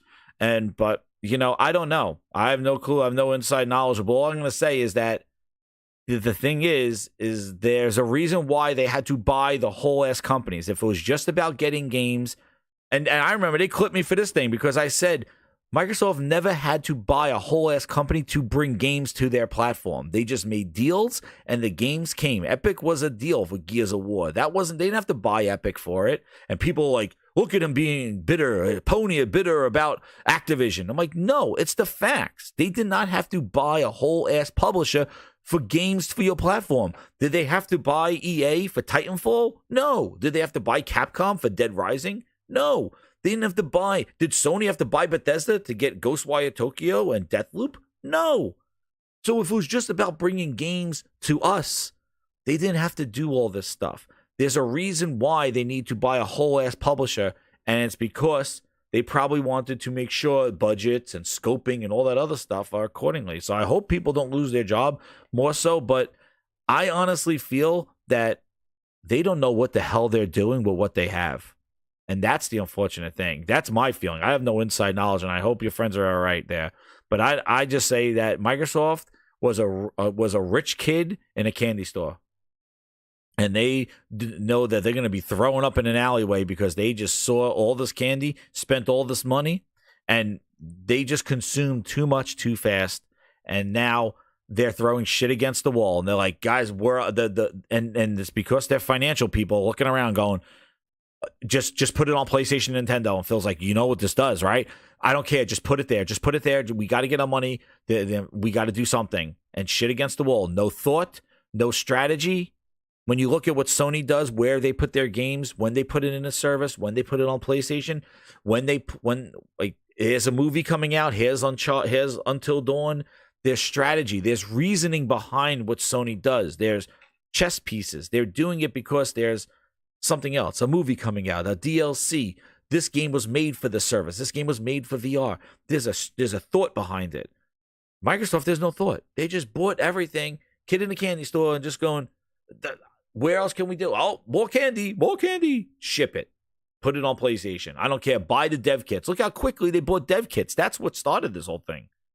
Microsoft bought a whole bunch of PS5 dev kits to have their new strategy. Sony's sitting there going, what's this order? Microsoft just ordered all PlayStation 5s. What? What? And that's what happened. And that's where the rumors came out of just like their new strategy. Of everything. You know, this new strategy. I like to look at everything from all angles. Sure, I tell you yeah. that all the time, Jazz. None of this shit is a straight road, and we've seen it for the last 4 years. And I'll never forget, man. Talking to Thrash, man. We was on the round table. He said, "Man, I'm gonna tell you something. This is going to be the weirdest generation we have ever seen in gaming." And I tell you 1000%, this has been the weirdest generation. I'm talking about from the just amount of freaking remakes that are being done. I mean, dog, like all of the different things that are happening with these companies, the things that PlayStation is doing that makes no sense to anybody outside of the company, right? The things that Microsoft are doing that everybody could see because this was the only path for them to take. There was no other path. Again, for some reason, they think because Microsoft is a $3 trillion company that they're just gonna sit and subsidize this box forever. We all knew that wasn't going to happen. Oh man, sick. What We about all the all money? knew that wasn't all gonna the happen. money they have, and meanwhile they're like, oh, they can eat the cost of this stuff. They got plenty of money. Somebody told me this was overseas money or some shit. Like they got overseas money. They're just moving money around, and it's like, dude, they have to. How many months? How many years do you have to have showing the console sales, the Xbox sales? Minus. And remember, last year, was it early last year? They pulled Xbox out of it. Was like more gaming. It was like more devices or some shit like that. And then they pulled gaming out into its own arm. Remember that they changed that like a year and a half ago, and they pulled gaming into its own arm, where gaming used to be under like more fun or more devices or some shit like that, where they threw Xbox into like that whole thing on the Surface and shit. And now they pulled Windows gaming out. And now it's an ARM right now. And they said it's the third highest ARM right now with the Activision deal. And you see how much, what's crazy is you see how much Activision compensated that thing. It was like 40% over what they would have done, like 3%, and Activision made it 43. Craziness. Now, Tim Dog says here, he says, you think today is bad. This week will be brutal, sadly. Yo. Well, the question is, this is insane, dude. What? Come on, man. Tim Dog is only saying this now because of what has already been said. The guy is in. He's done. Like he is fried, dude. I heard him on the pod. He's just beside himself. But what does this change for them? They're still getting the games. They're still getting the games in a service. The only thing that's happening is that other people are getting these games, but have to pay for them if they want them. Yeah, So I see what you mean there. let but, me ask you, but you know what it's all about, the though, hell right? is Sticking changing? it to PlayStation. You can't stick it to PlayStation if the games come to PlayStation. Well, that means you don't give a damn about Xbox anyway. That's all that's left anyway, dude. That's all that's left. Do you understand? Like, what is left? Like, the oil has rose to the top. This is all that's left are the people that said, I'm here because of the community. And they realize the thing is that the community is like folding up on itself right now, because there is no community now when your games are the community. Your games are part of the other everybody else's community. Like, you know what I mean? Like, that's why weren't they this scared when there's nothing to come together on? Because now it's about the games. That's what should have been from day one. Why weren't they this scared when Xbox basically turned their focus to PC? Because truly turned their focus to PC and started giving PC exclusives. I was there. The reason why was because the money they put games on PC, they're going to get more money and invest it into Xbox. Okay, now hold on. Take that same thought. Okay, the games that we play are also going to PlayStation, probably not even day and date down the line after release. That hurt it, dude. I'm telling you. You know what I'm saying? But no, what I'm saying is with this situation that Microsoft is doing, this stuff might not even be day and date. This stuff might be, okay, we release on Xbox, see what we can do on Xbox, make them feel good, and then we release it in other places.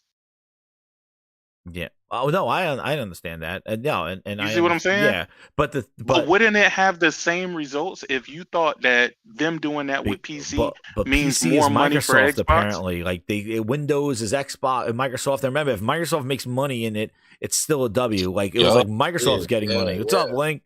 You know, Microsoft. Yeah, but that don't make no sense, dude. I know, but that's the reason why I say it don't make no was sense is because yes, Microsoft owns the Windows platform, but these other platforms that's on Windows operate without providing Microsoft any money. I mean, I'm pretty sure they pay some I said it was the 7 degrees of Kevin Bacon. Oh, X Hawk, please, PC Hawk, take a walk. He says MLB on Xbox next month. Yeah, whole slate coming this year, bitch. Holy shit. Holy shit. You keep your fucking MLB. No. Hold on. But X Hawk. He's PC Hawk. He's PC Hawk. He don't even play on Xbox. Oh, PC Hawk. He's PC Hawk. Okay, I mean PC Hawk. Whole slate. You're not wrong, buddy. You're not wrong. MLB, the Major League Baseball league, they made a decision. They made a decision that was out of Sony's control. He probably don't even play baseball. But here he doesn't. But that's not even the point. The thing about it though, PC Hawk, what you got to understand is, and I told you this earlier, Jez, this shit is only about money. That's it. And I'm talking about from both companies, it's only about money. And like I said, if the shareholders at Sony, I'm talking about the people who truly run this company, not the figureheads that y'all see, if they make the decision that this is what they want PlayStation to do, then guess what? That's exactly what the hell they're going to do, no matter how you feel about it. My thing is, I'm over being mad about what any of these companies do. If they provide me with the games that I want to play, then I'm going to play them games. If they not, then I'm not going to play those games, bro. You can't be mad over some shit that you cannot control. Mm-hmm. And a lot of people are upset about things that they can't control.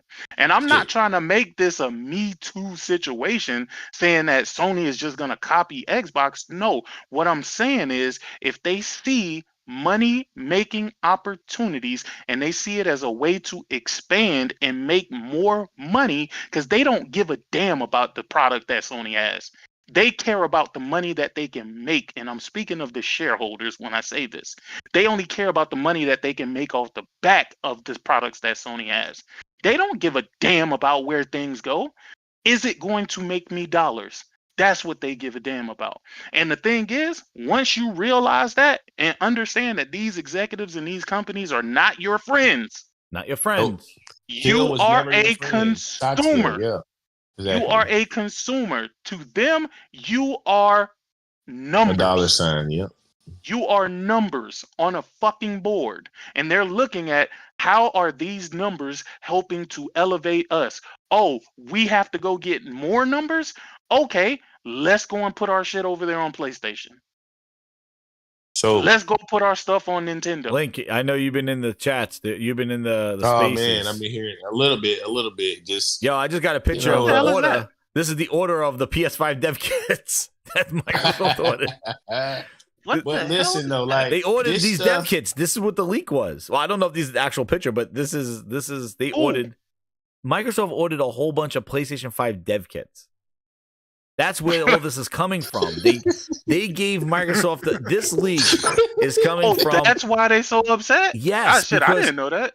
Because today, the thing that happened today was that there was a leak that Microsoft bought. Their shift in focus. They used money to go buy a whole bunch of PlayStation 5 dev kits to begin porting over their games and future games to PlayStation 5. Then came out they all already had dev kits. Not as many as they did. Apparently, this was a huge order because it's going to all their all those thousands of studios on friggin' the Cobra's list. Well, they all got PlayStation dev kits now. They just did a friggin' Christmas order for them. So that's what happened. So now all those studios now, Sony just made shit ton of money on Microsoft already because they just bought a whole bunch of dev kits for all those studios they had. And now Bethesda got them all, and now they're saying port your games over to PlayStation. Moving forward, we want the games on PlayStation. And now all the little stuff, Indiana Jones, Starfield, all the games now individually are being announced from the leaks. But the thing that started it all was the PS dev kits. So Jazz, do you? There's been a lot of people having mental breakdowns. Yeah, dude. I mean, you gotta tell me about it. Like, you've been in the spaces, dude. Hit that like button. Link's gonna get Link confessions. Let's start right now. Not the people that's in the spaces. I just been seeing some of the crazy tweets from some of the dude. I'm people. Going through them, man. It is. We did Kid Smooth's thing. That was funny. Kid Smooth is losing his fucking mind. He'll be all right. You know what's funny? So let me ask He'll you be a all question. right with it. Ori on the PlayStation Store now. They just said something. What is this, Ori? You think he'll be okay? I don't know, man. I remember talking to him. Frogs even say back in the day when he said Xbox is out of the business, he's no longer playing games. But that's his problem. It's not me. Who said that? Smooth said that. Kid Smooth. Man, Kid Smooth lying like a motherfucker. Well, I don't know, man. He's still gonna be. No. If you're a gamer, bro. If you're a real gamer, well, you stop first right of all, there. don't he got a PC? Yeah, so you don't play on it. He prefers Xbox. Exactly. No. So when Xbox dies, he's just gonna become a full-time PC cook. He hates PC gaming. I talked to him about this stuff. He can still make money. Money off of these videos because they all looking for the same shit. So they looking for somebody to say something good about the product. What did you say? Didn't you say a while back, like, not having a stance or just kind of conforming to whatever the company's doing? You know what I'm saying? I told you they ain't have no stance. Are they gonna do that with this? Because it seems like this is extreme enough to they don't want to conform to this. They listen. This is They will be all right with this by the end of this week. Tim says the rest of this week is gonna be brutal, dude. Look at this. No. Mark my words. All the people you hear complaining, they are gonna be okay with this move by the end of the week. Okay, the press kits are going out tonight. The press kits are going out tonight. The Colties was getting it's good. You'll make a lot of money. Say it. Hey, but listen, maybe these rumors aren't true, man. These are unsubstantiated, and Tom Warren and some of these other people that's reporting on it. Maybe it's just. Nah, let me tell you something I've noticed, and I'm gonna be real honest. This guy's been right, man. This just right. Tom Warren, craziness. Tom Warren has said a lot of shit in the past. And made me say, nah, ain't no way this is true. Yep. And everything that he has ever said has fucking come out to be absolutely 100% Well, Stephen Totillo he knows agreed more to this thing about too. PlayStation. Yeah. Huh? No, Stephen Totillo. He knows more about guy. Who is Stephen Totillo? He used to be a writer back in the day for Kotaku and Joystick, like when Kotaku was good back in the day. But he has his own thing. But he had collaborated CFD. He's the one that threw CFDs out there, saying that's coming. He confirmed that. No, here's my question. Who the fuck wants Sea of Thieves? I don't know. No, listen, this is why I'm being this is not so doing anything serious for when I them, say dude. this. That's why this will not help. This is just. Let me tell you, Jez, this is just a Twitter end game. That's what this is. No, you're right. This is it. This is Twitter. It loses all the goo goo gaga. Where is this little goo goo gaga stuff? Like this ends all the Twitter shit because that's what they were playing. Though. It won't though. They'll pivot. You don't think so? It won't though. Remember back when this was like 2014, I want to say maybe 2015. Quantum Break, when that game was slated to go to PC, and I think it was coming day and date if I'm not mistaken. Remember they were mad? They were upset? Yeah. And they got over that shit real quick. They did, yeah. Because people convinced They them. are mad for the moment. Tim Dog says I'm not an Xbox fanboy anymore. Holy shit. What are we doing here? Get the fuck what out of is here. going on here? This is not, dude. Hold on. The meltdowns are insane. This is like if Helldivers went to fucking Xbox, I'm gonna be like, nah, you know what? I'm done with PlayStation, Dude, yo. you just brought up a great point. I'm done, yo. While this is melting down over there, Helldivers releases in 2 days. Oh shit! This is not good. This is like the perfect storm. It's like now we're gonna be playing Helldivers in 2 days on PlayStation. PlayStation exclusive. Yeah, it's on PC. PC, PlayStation exclusive. Xbox don't have it. They have no distraction. They're gonna just face this music like a walking storm, standing out there going, "Take me away. It's over." Like think about it. I'm telling you right now. It is like the perfect storm. I've been playing Helldivers and watch this shit melt down. I've never played a game more boring than Sea of Thieves. Oh, Sea of Thieves is no way. We're not. I'm not. Just what about the medium though? What about the medium? Well, and the Final Fantasy State. Holy shit! Wait, and the Final Fantasy 7 State of Play this week too. Holy shit! Oh, it is. It's on the 6th. This is like and a possible demo maybe. And they're gonna have Xbox burning down on the other side. Tim Dog said this is gonna be a brutal week. Holy shit! Yo, but I don't get why. Bro, maybe I'm getting old, dog, but I don't see the significance in any of this. Sit back and watch it burn because this is it, dude. This is gonna be freaking a meltdown upon meltdown. I'm gonna so lose what my are they voice. gonna do? They're gonna sell their Xboxes? I don't know. I don't know, man. Let me tell Jim you what Ryan's retiring. He's walking off into the sunset. Here's what it's gonna take. Let me just say something. Don't you think it is like the perfect storm where Sony is showing they're releasing their exclusive game, Helldivers 2, and then they're showing Final Fantasy the same week that Xbox is just like, we're putting our games on PlayStation. Like, it is just such a epitome of like, one just focusing on goddamn games and the one focusing on bullshit and trying to milk themselves. Like, it couldn't come together at a crazier week. Again, this is not a bad thing. This shit has been happening on the Xbox side forever, dog. Yo. Forever. Like you're not bathing in the. We can't. Ori we have different went to journeys. freaking the Switch. Did the life end? Did life end? MLB went to Xbox. Did life end? No. Yeah, but sick. That was one game. This is the whole slate. This is everything. But if you don't care about one, why do you care about the whole slate, as you say? Sick. Like, if Sony announced today that everything that Sony, because it's not just the old shit, it's everything. They're doing exactly what they did with Game Pass. Everything that we did and everything we will do will be there. You know what doesn't make sense to me? They just said that Microsoft went to Disney and Marvel to buy exclusive rights to Indiana Jones. Well, apparently that they did happen. That's in the court documents. And I'm telling you, they did. Okay, but so they changed their mind. And they did. They're pivoting now. Why would they do all of that just to put the game on PlayStation? Sick. Anyway? Why would they go into wait a second, why would they go into Redfall Dev and say don't make a PS5 version of Starfield and Redfall just to do the next year saying we're putting our shit on PlayStation? Because they don't know what the fuck they're doing. That's why. No. I know what happened. Listen. They thought, my bad, Link. They thought exclusives would bring PlayStation gamers over to the Xbox. They found out real quick, Jez, after they put out Redfall. They said, okay, maybe Redfall was a dud because, hey, it had issues. It was a then dud. They put out Starfield, which they touted as the biggest game ever. right? And then they gave people all these phony ass numbers, right? But never would give them straight up sales numbers, right? Now, y'all find it crazy that they're saying, okay, we still want to put shit on PlayStation? Yes. Not only that, they're Yes, you don't still find that supporting. crazy. You Okay, just here's the thing. that's But two here's the sides of the thing. mouth. Why would you? You know why?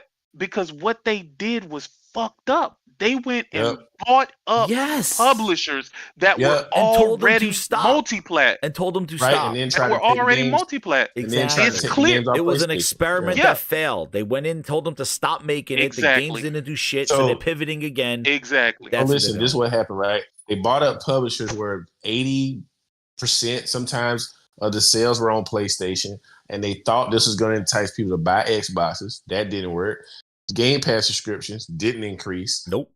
Game sales decreased. So I mean, they're pivoting, right? They're in, and they're I in a think rock they and roll let. place. This is what happened, right? I think they were letting Phil kind of call the shots as far as pulling stuff off because they said he was the one who was making those decisions, right? But I think now Satya and what's her name, Amy Hood or Amy whatever, Hood, they yeah, have Tim they have Stewart. stepped in and said, you know what, this shit is this. We got to get our money back. You know what I'm saying? We got to make this money. So this exclusivity shit ain't working. This Game Pass shit ain't working. That's why they're nobody quiet. buying Xboxes. She said this year, what did she say, Jez? She Expect said weaker the sales of hardware, Xbox. yeah, the hardware's going down, yeah. And it was terrible Expect this year. So yep. And what it's a- doesn't make sense is if we're putting Call of Duty here, why not put the rest of the games here? Exactly. Yeah. Yeah. Call of Duty is the biggest game out of them all, right? And also too, like I think the thing is if you look at how Deathloop did and Ghost of Wire, they see how these games sold on these other platforms, and they're probably seeing, dude, those people on PlayStation are buying these games. Like, we need a piece of that. So that's why they're like sitting there going like, and remember when Starfield got pulled off and Phil's like, well, we have enough people on PC that will compensate for the lack of sales on PlayStation. Remember that? Dude, remember that whole shenanigans? That failed miserably. Tremendously. Exactly, because it dropped off Steam charts faster than the friggin' rock and water. The Came right thing off. is, what they don't understand, or what they should have understood from the executives. See, this is the bad part about it. They should have talked to the actual executives at these publishers that they bought. Dude, and they should have said, does it make any sense for us to do this? That's what they should have said. Sick, let me from ask you a the get-go. question. Did they even ask anybody at Activision about putting their game Call of Duty on a Switch when they made that promise? No, Nope. absolutely not. No, they didn't. No, they didn't. No, they didn't. The Kodak said that. They never even consulted their like Sledgehammer. They and was shit. signing deals before they even owned the company. Exactly. So you know they were they didn't making ask them. promises. They didn't even own them yet. Yeah, you go to NVIDIA. That's all right. You don't even own them. What are you talking about? They're going to NVIDIA. If I was the dev sitting at Sledgehammer, I'd be like, this motherfucker told me I'm making games on a goddamn Switch. The hell's going on? I'm out of here. Like, they're making promises. They even own them yet. Listen. So, oh, no, So, go ahead. Link, what have you been hearing I on the cut streets? you off like fucking I 3 times. Yeah, I know. We like cut him off like this. 3 times. We're going wild. Nah, yeah. I mean, I just been seeing some crazy tweets. I've been, but you know, the space that I'm in is mostly PlayStation guys that's been rejoicing and laughing and making fun of the Xbox dudes. But I mean, who didn't? I don't know. I mean, Link, they kept talking about Microsoft being the richest I keep company. hearing who didn't see this coming. I don't No, think a no, lot no, of people I'm saw saying- this coming. No. I said, well, I don't know about this, but I said that this Nobody saw hardware is this not coming, it. dude. Well, I did say that this hard. I don't see a next generation Xbox hardware. I mean, maybe, but I don't see it. It's So going to be like a little. No, it's going to be less and less. They're just going to fade it out. who watched that Xbox Direct and thought those games was going to do something this year? Like really sell consoles or. Look how shady they I were with just- Blade, dude. Like they just put it on their Listen, their I've been channel. saying They about were Blade. so shady about Blade. Listen, I've been You said saying yesterday. Blade is going to be multi-platform, and nobody wanted to listen to me. I've been saying that from the Yeah. beginning. Like why are They they, didn't so announce shady about platforms it? for a reason. Mm-hmm. Yeah, they So, were I so don't know. weird about it. It's insane, dude. And you know, I don't know. And if they're listen, gonna- so do you think the they're gonna come silence- out this and week the and say silence it is or deafening. no? The silence is deafening, man. It is, dude. You know, Like people want I them don't to know. come out and say it, but I'm like, dude, that's just gonna make it. Well, I guess it's the respect that they deserve, but I think they already got it too out of hand. I don't even know if they're gonna even have some. I think they're gonna put out a post. I don't know. I think they might put out a post or a video. They think a video. They're gonna put out one of those Halo delayed posts. Nah, they're gonna have to say it. They're gonna have to have somebody come in and ease them in. It's gonna be They Sarah said they're Bond. gonna do announcement. We should hear announcement this month. Yeah. I mean, when there's smoke, there's fire, man. Smoke, though. They're practically here, man. They're letting this shit go. Dude, Phil. I mean, what? Oh man, what's gonna happen to the pro Xbox evangelists? I got Phil's interview right here. Holy shit, he has the PlayStation on the back shelf. He's wearing a PS5. He has a picture of Jim Ryan in the back. Oh shit. Listen, man, this is what you get, man, when you don't buy it. When you don't, they say Game Pass is all you need, Jess. Don't gotta buy no games. Hey man, they every step of this way, Link, where they got to right now, they did it all to themselves. They did it all themselves. Yep. Every step, it was like walking with two left feet. Say what you been saying about the Game Pass. Did you think Game Pass is going? What they've been saying is sustainable. This might be the new thumbnail, Grinders. I might use this as the new thumbnail. Please, Phil with a PS5 shirt. I think this is above Phil. From what I saw, some of these tweets, some of these insiders are saying this is coming. I think Phil been silent. He been silent as hell, boy. Phil's probably I bet you Phil's sitting back going, "I told you," and he's sitting back going, "Look, I see this social media right now. I told you this was happening. Like, yeah, I told you this was going to happen. You deal with it now." Yeah. And poor Sarah but Bond it does seem like you might be right about him, Jazz. Yeah, I think about who. The reason why I say that is because when I look at that email to Tim Stewart and when he said we want to make all Bethesda games exclusive, him and Booty were like, hey, for the loss we're going to have, it's better to build the thing. And Tim Stewart's like, but it didn't build nothing. Well, exactly. It didn't work. And Microsoft's not waiting because they spent so much money so fast. Microsoft's impatient. They shut shit down to begin with. But when you saw Tim Stewart go, all of them, and he's like, all of them. And Tim Stewart's like, but wait, like we thought we were going to put this everywhere. And I think Phil tried to make a bet last year with those two games, and Starfield didn't do it. And now we're at a pivot time. Yes, I saw an Xbox fan say Microsoft don't have to make this $70 billion back. Yeah, they got it in their back pocket. Yeah. They didn't. Yeah. I remember this was like overseas money or some bullshit like that. Like, oh yeah, this is got people they got to answer to. These shareholders want to receive returns on the investments. Yeah, exactly. You just spent $80 billion, and that's why when they showed their financials, they put in parentheses, this is how much Activision made our percentages go up, because they had to show that, hey, we spent $80 billion. Look at the results. Problem is that now that highlights that the hardware, the console, is the weakest link of a whole division, because now content and services are plus 40%, and then Xbox is sitting there. Xbox hardware, 2 minus 10. You can't have the Xbox hardware being the weakest link of the gaming division, because that's what it is. Listen, they sold less hardware in 2023, a lot less than they did in 2022, a year where there was no games. Yeah. I mean, Sarah Bond said Starfield is the most important game in Xbox history, and she was right. The game, look, they didn't win an NPD that much. Shit. Those words ring true now, Josh. I mean, hit the like button for the new Phil Spencer picture. They want to see what's on his shelf now. There's no hiding it now. I mean, it's a. So let me ask you a question, you guys. Do you guys think any of these games will sell on the PlayStation platform? Nah, I don't think so. Nah. Hi-Fi Rush will do a little bit of numbers for the people who like them types of games. What about Starfield? No. Then it's gonna have a little like maybe a few people buy it, but it's not gonna be like, look at it coming back into the limelight. They'll never hit those numbers again. What about Redfall? Redfall's an insult. It's not gonna pass Sony approval. Sony isn't marketing any of these games. Yeah, Sony will just throw it. Yeah. They're acting like how Switch did with Call of Duty. Like, yeah, you want to waste your time and put it there. Yeah. I don't give a shit. We're not paying for it. Well. And this is oh my god, no one else see, this is where the deflection here. Like, see, post up, this is exactly what the media wanted. What about the news, dumbass? The news. What is he talking about? this whole the leak and stuff. This is what the media wanted. Hey, listen, man. This is not what the media wanted. This is what it is. This is what it is. Exactly. What do you mean? They're trying to blame the media. What they blame the media? But he's saying it like there's some sort of crusade against Xbox. Hey, Xbox tax. There it is. But no.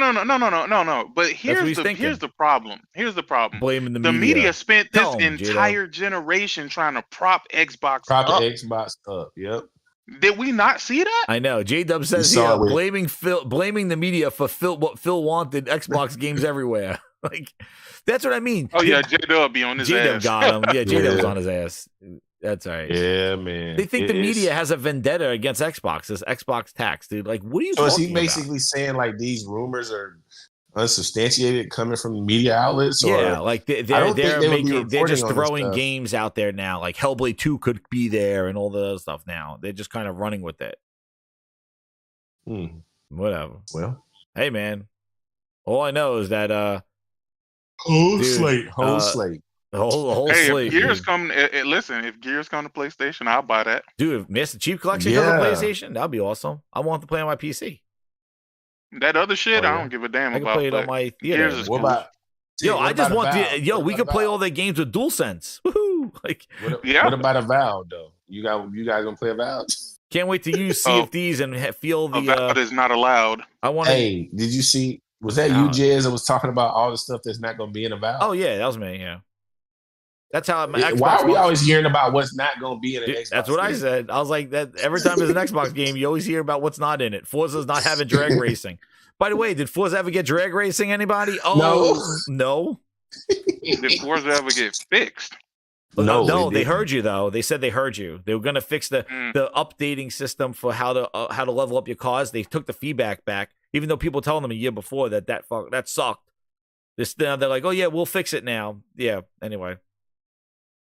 Starfield never getting a 60. And if Starfield gets ported over and has 60 frames at launch on a PlayStation 5, like, holy crap! I don't think they would do that. They will. Phil wants the best. So? I don't. It's going to be on par with whatever the Xbox Series X. They'll probably get an Xbox Series. I don't know, man. All I know is now we could. All I know, guys, is this is what we can do now. Now we have every right in the world to complain about the existence of Booster, the Series S, because now it's going to affect our PlayStation games. Oh, that's true. That's right. Now PlayStation. Now Booster becomes our problem. Now the Series X becomes PlayStation's problem because Microsoft's trying to bring that trash over to PlayStation that they're porting for their bootleg console. Hey, let me ask you a question. Do you trust these ports? Nope. So, Sony won't allow that trash. Sony will put them in a goddamn separate section, First, like bullshit better, section. Or best. No, man. If You're they right. sabotage that stuff, Sony would be like, keep your shit. First, better, or best. We have every right now to talk about the S holding us back. The S is holding PlayStation back. I mean, I think that's don't what know. Brad Smith said. I think that was him. He said that a long time ago. If Gears comes to Xbox, you wouldn't buy it? Dude, I already have Gears, and I played it already. Just the fact that I'll have DualSense support. Can't wait to play Sea of Thieves with the DualSense. I'll feel the vibrations in the controller and stuff. Now all we need to do is get PlayStation Share back so I could flex my share button with the Xbox games. I think I'm going to do that right now. I'm going to take some of my PC screenshots and put hashtag PS Share. Oh, the entertainment is going to be grand. That's all I'm saying. You're gonna bring out the real maniacs, dude. Oh shit! Yeah, I'm not. I don't think I have time for them. Out. Yeah, those are the ones that right now are driving to Aaron Greenberg's house in front of Xbox headquarters. Hey, listen, man. When you don't buy games, what do you expect? You know. Hey, and that's what's so crazy about it. And you could. This is another thing too. What is crazy is how people don't give a shit about the game, and they care more about the messaging and attacking the executives, because that was all that what they cared about, was that they thought that this was their daddy. There he is, Daddy Phil. Like, and they thought that this he looked out for them, he cared for them, he nurtured them. So when this news comes out, they're going after the executives. Poor Sarah Bond. and then going after Phil and going after the executive, going, you got to get out here and message this stuff rather than thinking about what this means to the Xbox console. They're more worried about their daddy Phil. They want them to. Yeah, they're saying, Daddy, Sarah what did you Bond, do where to are us? We believed Speak in up. you, Daddy. Like, what the fuck? This is what they think. You told us you told us that we're not losing this generation. Philness. Exactly. Didn't they say they were going to win this generation? Oh, I got it right here. About console is it's your highest value gamer. Oh, no, it's not your this person one. who plays. If we're an Xbox customer, the thing I want you to know is this is about delivering great exclusive What is games that for one, you too? that ship on platforms where Game Pass exists. And that's our goal. That's why we're doing this. That's the root of What this happened to that partnership that we're building. And the create. Wait, I got a better one right here. Where's this one? This one right here, Phil. What'd you say? Oh, no, that's a song. Stop. Would you ship that? Oh, I got that one. On their little gaga. Oh, wait, where is it? No, not the one with games. Would Where's you the ship one? that? Oh, I got that one. Sick wants that one. Would you ship that? What you just played? Build There it is. a This one. great, This is what I mean. This is the lies they told you. This is leading up to the 1X that you're playing, the Series X that you're playing today. build a great Project Scarlet. I want people to feel like they can have amazing console experiences they've never seen before, and that they've got the best lineup of content and services of any platform out there. And we're totally focused on that. And I know we have other things going with like coming to PC and xCloud, but I'll say that being a leader in console is something that the team is committed to doing. And we're not building this program to try to aim for second place. We were going to build it aiming for first place, and that's what I want to hit. Well, of course. One of the other things. Well, of course. Let us compete. Yeah, hey man, Sick is playing my soundboard.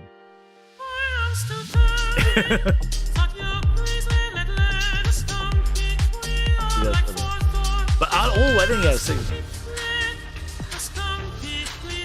Well, you want to know what else too?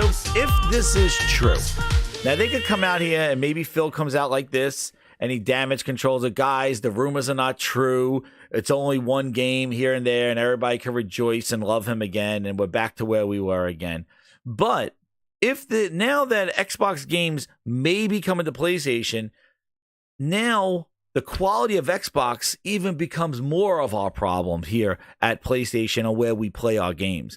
So therefore, we now have even more justification to slap dirty ass booty, and we know about Sick Link, the booty drop. Here it comes. That dirty ass son of a bitch running these studios, bringing his shit over to PlayStation. Here he comes.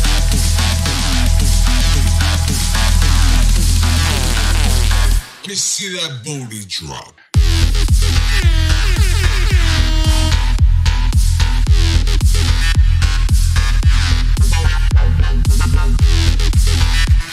Booty drop. Stop. Enough. That's booty Damn, drop, man. man. That dirty shit's coming over here. It better be clean. Hey, is the console war over now? That shit been over years Dude, ago. It's been over. This is like They in but listen, this is memorandum. I heard this by several different pro PlayStation guys that are saying we don't need this to happen because all it's going to do is make Sony cocky, and with Microsoft not you know actually what? competing anymore. When we get we're there, gonna start getting- please. Like, Hold on. We're past that bullshit statement. It's know not had why been we're competing past for that? a long time.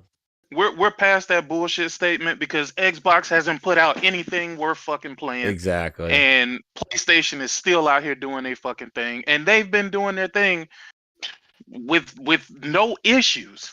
No issues. We have not had a situation where we have not had fucking games, brand new games to freaking play. Yeah, all I'm saying is if Indiana that- Jones comes to PlayStation, it better be in VR. I ain't playing that shit. And also, Flight Simulator comes to PlayStation, it have VR support. Nah. Yep, that So Flight this is Simulator, Wario 64 says The Verge says Bethesda is considering bringing Indiana Jones and the Circle to PS5. Hi-Fi Rush announcement for non-Xbox platforms is expected in the coming weeks. A new multi-platform approach for certain Xbox games is emerging inside Xbox, we're told, with the company weighing up which titles will remain exclusive and others that will appear on the Switch or PS5 in the future. Indiana Jones appears to be part of this new wave of multi-platform games. So that's via The Verge. So, hey. They saw the reaction to Indiana Jones and said, "There's no way we're gonna be able to sell enough copies of this shit to make this contract worth it." No, yeah, they're like, come on, like look at the sales of the console, look at where people buying it. It is they see more information than we see, and we see enough to go, this sucks over there. They must see a war, go, yeah, we do suck. Like this is bad, and they're looking at their budgets and justifications. Like it's gonna be yeah, it's gonna be an interesting week nonetheless to see what happens. But my God, goodness. So Game Pass wasn't enough, huh? Nah, Guess man. it wasn't, man. Game Pass It killed it. possible that it could have? Dude, I'm telling you, Game Pass day and date destroyed everything. It completely devolved their games. It made them more lax in how they could release games. The quality dropped. And then tremendously. And that's the thing. And what's crazy is that if the quality became the excuse for Game Pass, and the thing is that the quality made people check out the game in Game Pass rather than buying it. Because if you just make a great game, people will just buy it probably and not subscribe for it. But because Microsoft was so cautious with their games, they weren't confident. They hid the gameplay. They told you what was not going to be there. It made people less inclined to spend $60, $70 for the game and just go, I'm just going to check it out in Game Pass because I don't know if I've seen enough to know if I like it. Like, look at what they did with Stellar Blade. Look at what they're doing with Final Fantasy. They're making sure they feed you every aspect of that game so that you will get pumped and you go buy that shit. And that's kind of what Microsoft does not do with their games. They hide them. They show. But what about these metrics? What about people who booted up the game, man? 20 million people turned on the game. It doesn't equal sales. Remember when they first did this? See, the problem is when they started talking about this shit, they were fudging the numbers because they took a tradition. Because I remember with Sea of Thieves, when people, it sold and it was in Game Pass. It's like, but wait a second. A lot of people had Sea of Thieves pre-ordered and they were coming off of to traditionally buying exclusives. And now all of a sudden, because you put it in a service, now you're going, oh, look, it sold more because it's in the service. It's like, no, it didn't. It sold more because you were in a transition. Remember when all these media outlets was just sure when PlayStation revamped PS Plus that they were going to do day and date, and they didn't do it? And everybody kept saying, a lot of these people kept saying, this is the future. They kept saying all this foolishness. Dude, this shows you right here. Like, I was saying this like when I first started. I was like, this is a test case and to show you that, hey, Sony and Nintendo, don't make the mistakes that Microsoft did. They undermined their core base and they just self-imploded on their core. And now they're facing the thing. And I told you before, like the problem is now people are going to be so pissed off if this really comes true as to all the shit that's been going on. And they're going to have a grind my gears about Microsoft. And that word is going to spread out. And now your core is talking shit about you, and now the people that they're like, don't buy an Xbox, go buy a PlayStation. They don't know what the hell they're doing. They're putting all their games there anyway. They're going to be bitter. Now the message is going to be worse, and you could tell a lot of the guys that like Microsoft, you were trying to build confidence and trust in the gamer, and now you just shat on it sixfold here.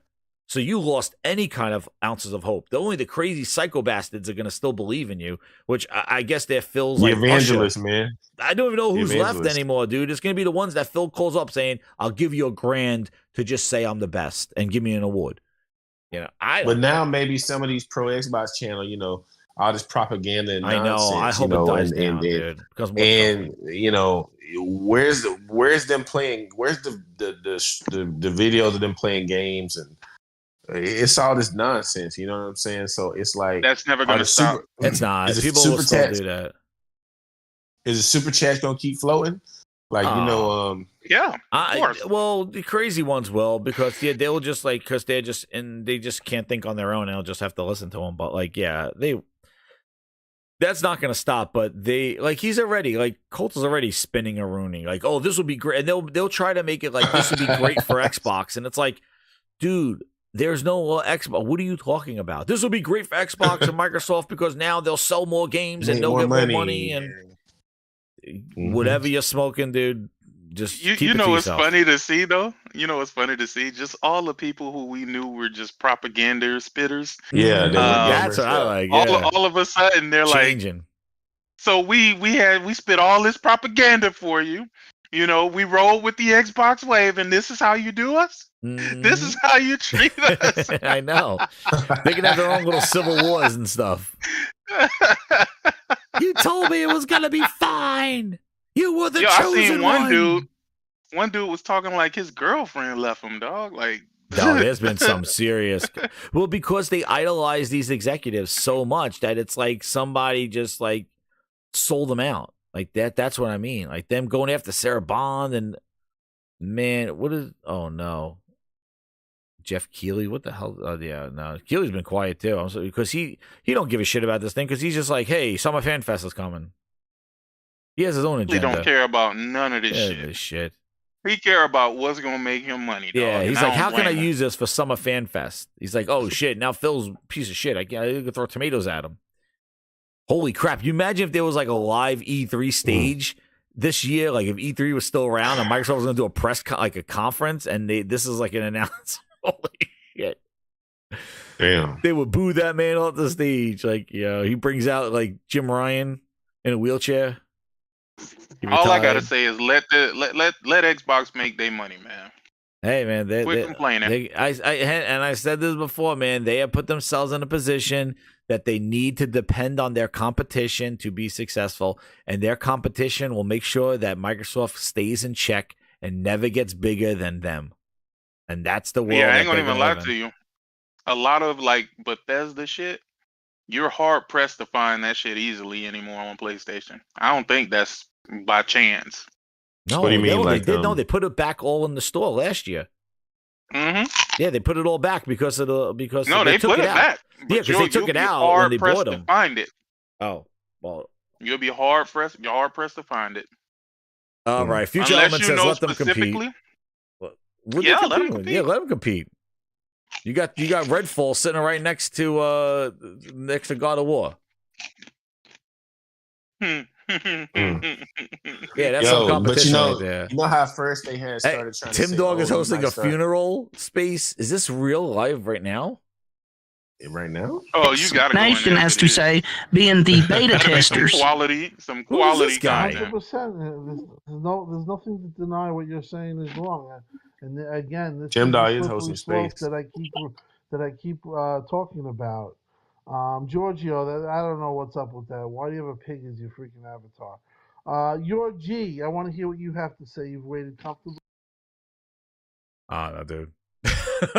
Nah, it's done, dude. All I gotta do is just for these guys, man. All I gotta do is hold out a microphone and just drop it and go. You know what? You told me to keep quiet. Told me I was fear mongering.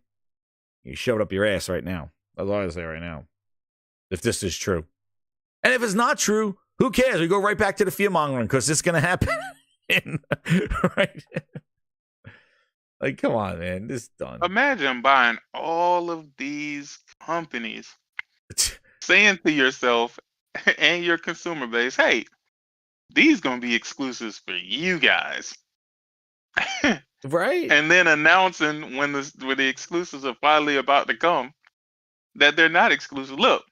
What's the name of that game? Clock Tower, was it? No. Oh, Clock Tower. Yeah, Clockwork. Clockwork. Not Clockwork Orange. What the hell is it called? It was called I would buy that day one on PS5. Oh yeah, that's one of the few games that I actually seen and liked. Yeah, that game was good. That's one of the good. It reminded me of BioShock. Yes, it does look good.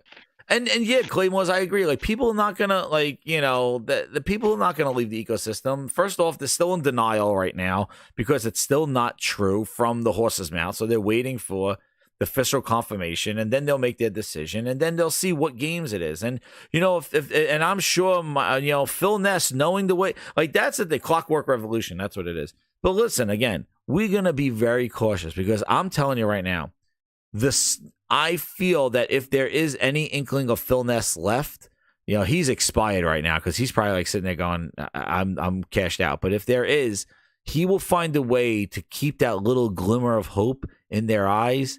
And with his little eye, and he will just be like, blink. Or if he sends Sarah Bond out to die, then it's no. But Phil shows up, Phil Nessmouse.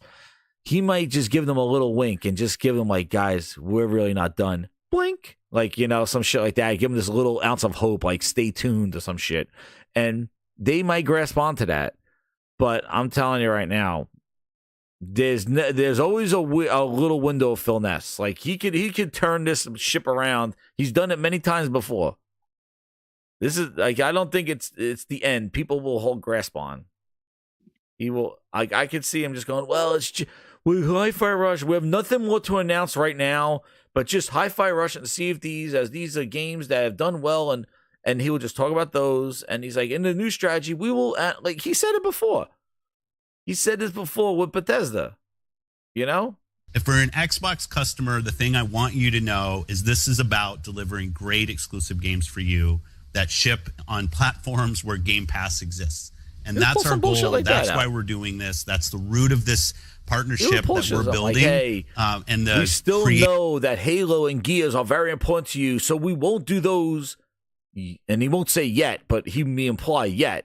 But he's like, we won't be doing those in the near future. And people are like, oh, it's just the little games. Like, there's going to be some spin, I'm sure. But that's why I like when the media is just throwing names out there and showing that. It's just causing such a ruckus. It's just insane. He'll give one of his, he'll give one of his riddles. That's exactly what he would do. He'll give one of his, like, I would like to do it, but I want to do it, but I can't do it, but I will do it, but maybe I'll do it, and then I'll do it, but then I won't do it, but I will do it. Maybe I'll do it later. Mark my words. Yes. Ain't none of these Xbox guys going nowhere. No. They will be mad until the end of this week. Yeah. They will be right back to the Xbox propaganda. Yeah. That's right now, it just hit them too quick. Yeah. And they didn't have time to really think about it. Yeah, they're doing that. And on a Sunday, yeah. Yeah. And there's no kind of like, they're like not at work, and it's not during the day. Phil's not in his office. So, yeah. And then, yeah. Phil never lied, man. Yeah, Phil never lied. Phil said, when we all play, we all win. Isn't that what he said? Yep. Didn't they agree with it? Yeah, hey, but he signed that goddamn controller. Together? Dude, I have that though too. The Survive Together. Dude, signed Phil controller, dude. He signed the anniversary controller. Expo, where is it? Yeah. There he goes.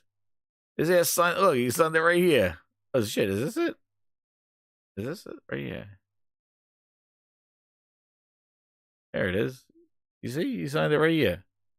When we all win, view image. There it is. When everybody plays, we all win. He signed in your controller. You know, the 30 of them that you have. Right there. Dude signed it. You know that thing that when he signed your ass at that, he signed your controller.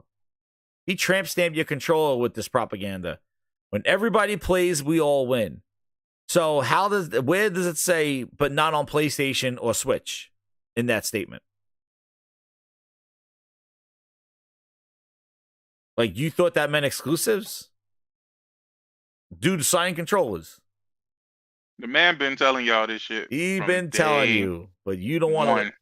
What he said was, what he meant was where Xbox exists, or where Xbox Game Pass is. Does it say there in the signature where Xbox Game Pass is? You signed your ass right there. He sent you a message Every month, PlayStation is getting stronger and stronger. Yep. They got like 120 PS4s, and then they got 50 million fucking PS5s. And y'all think that Phil is going to be like, nah, dog, I want to keep this exclusive for my fans. He I know they ain't going to buy it. But he tried. Nah. I think he did a couple of experiments and it didn't work. I think last year was an experiment. I think them going in there saying don't make the PS5 version was against we saw the email.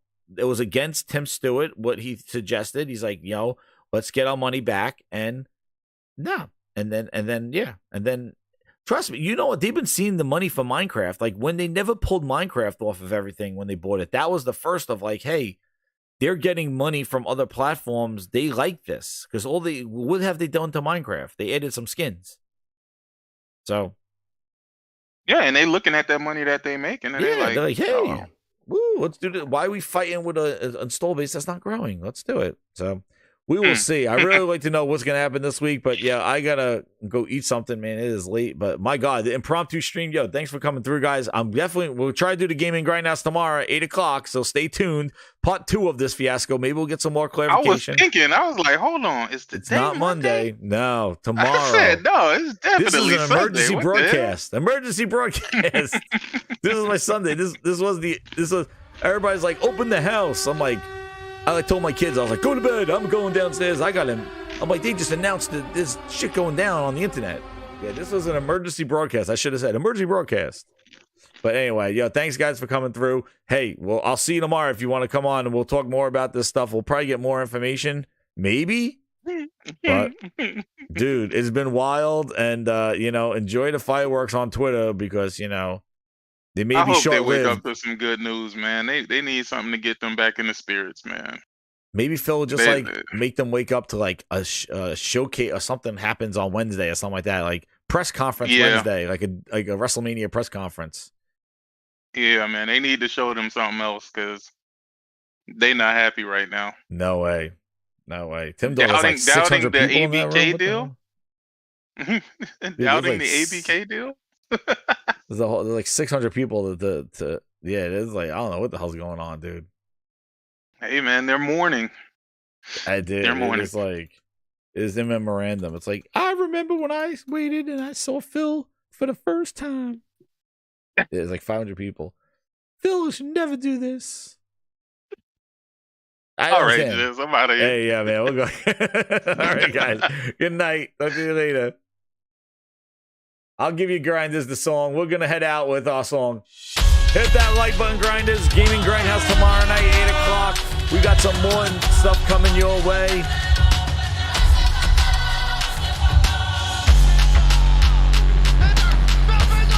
Good night, everybody.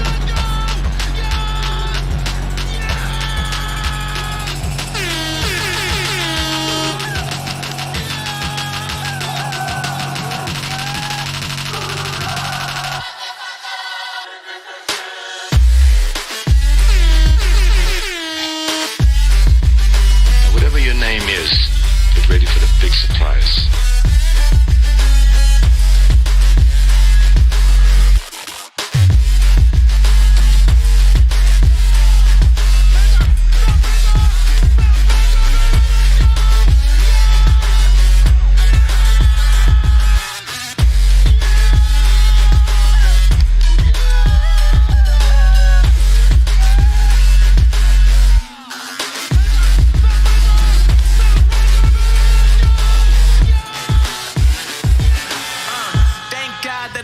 On the rise now.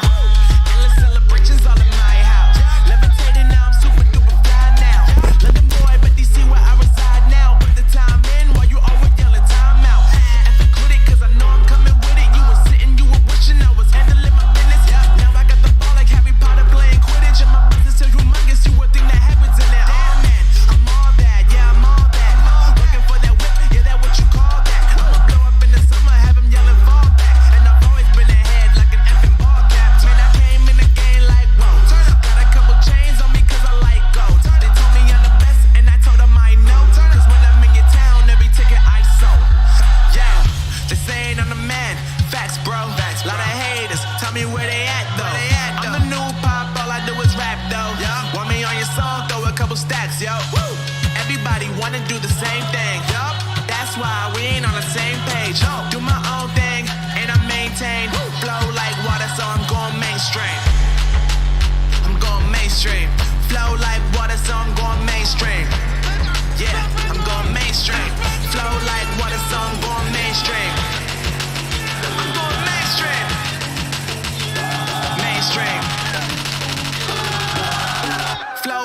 water, so I'm going mainstream. Yeah.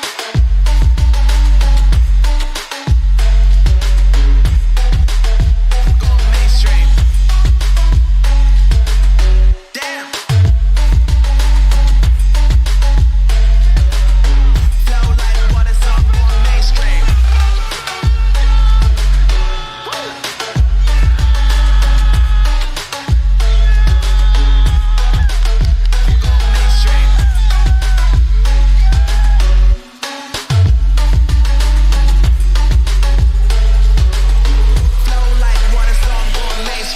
Stop! Enough! Stop! Enough!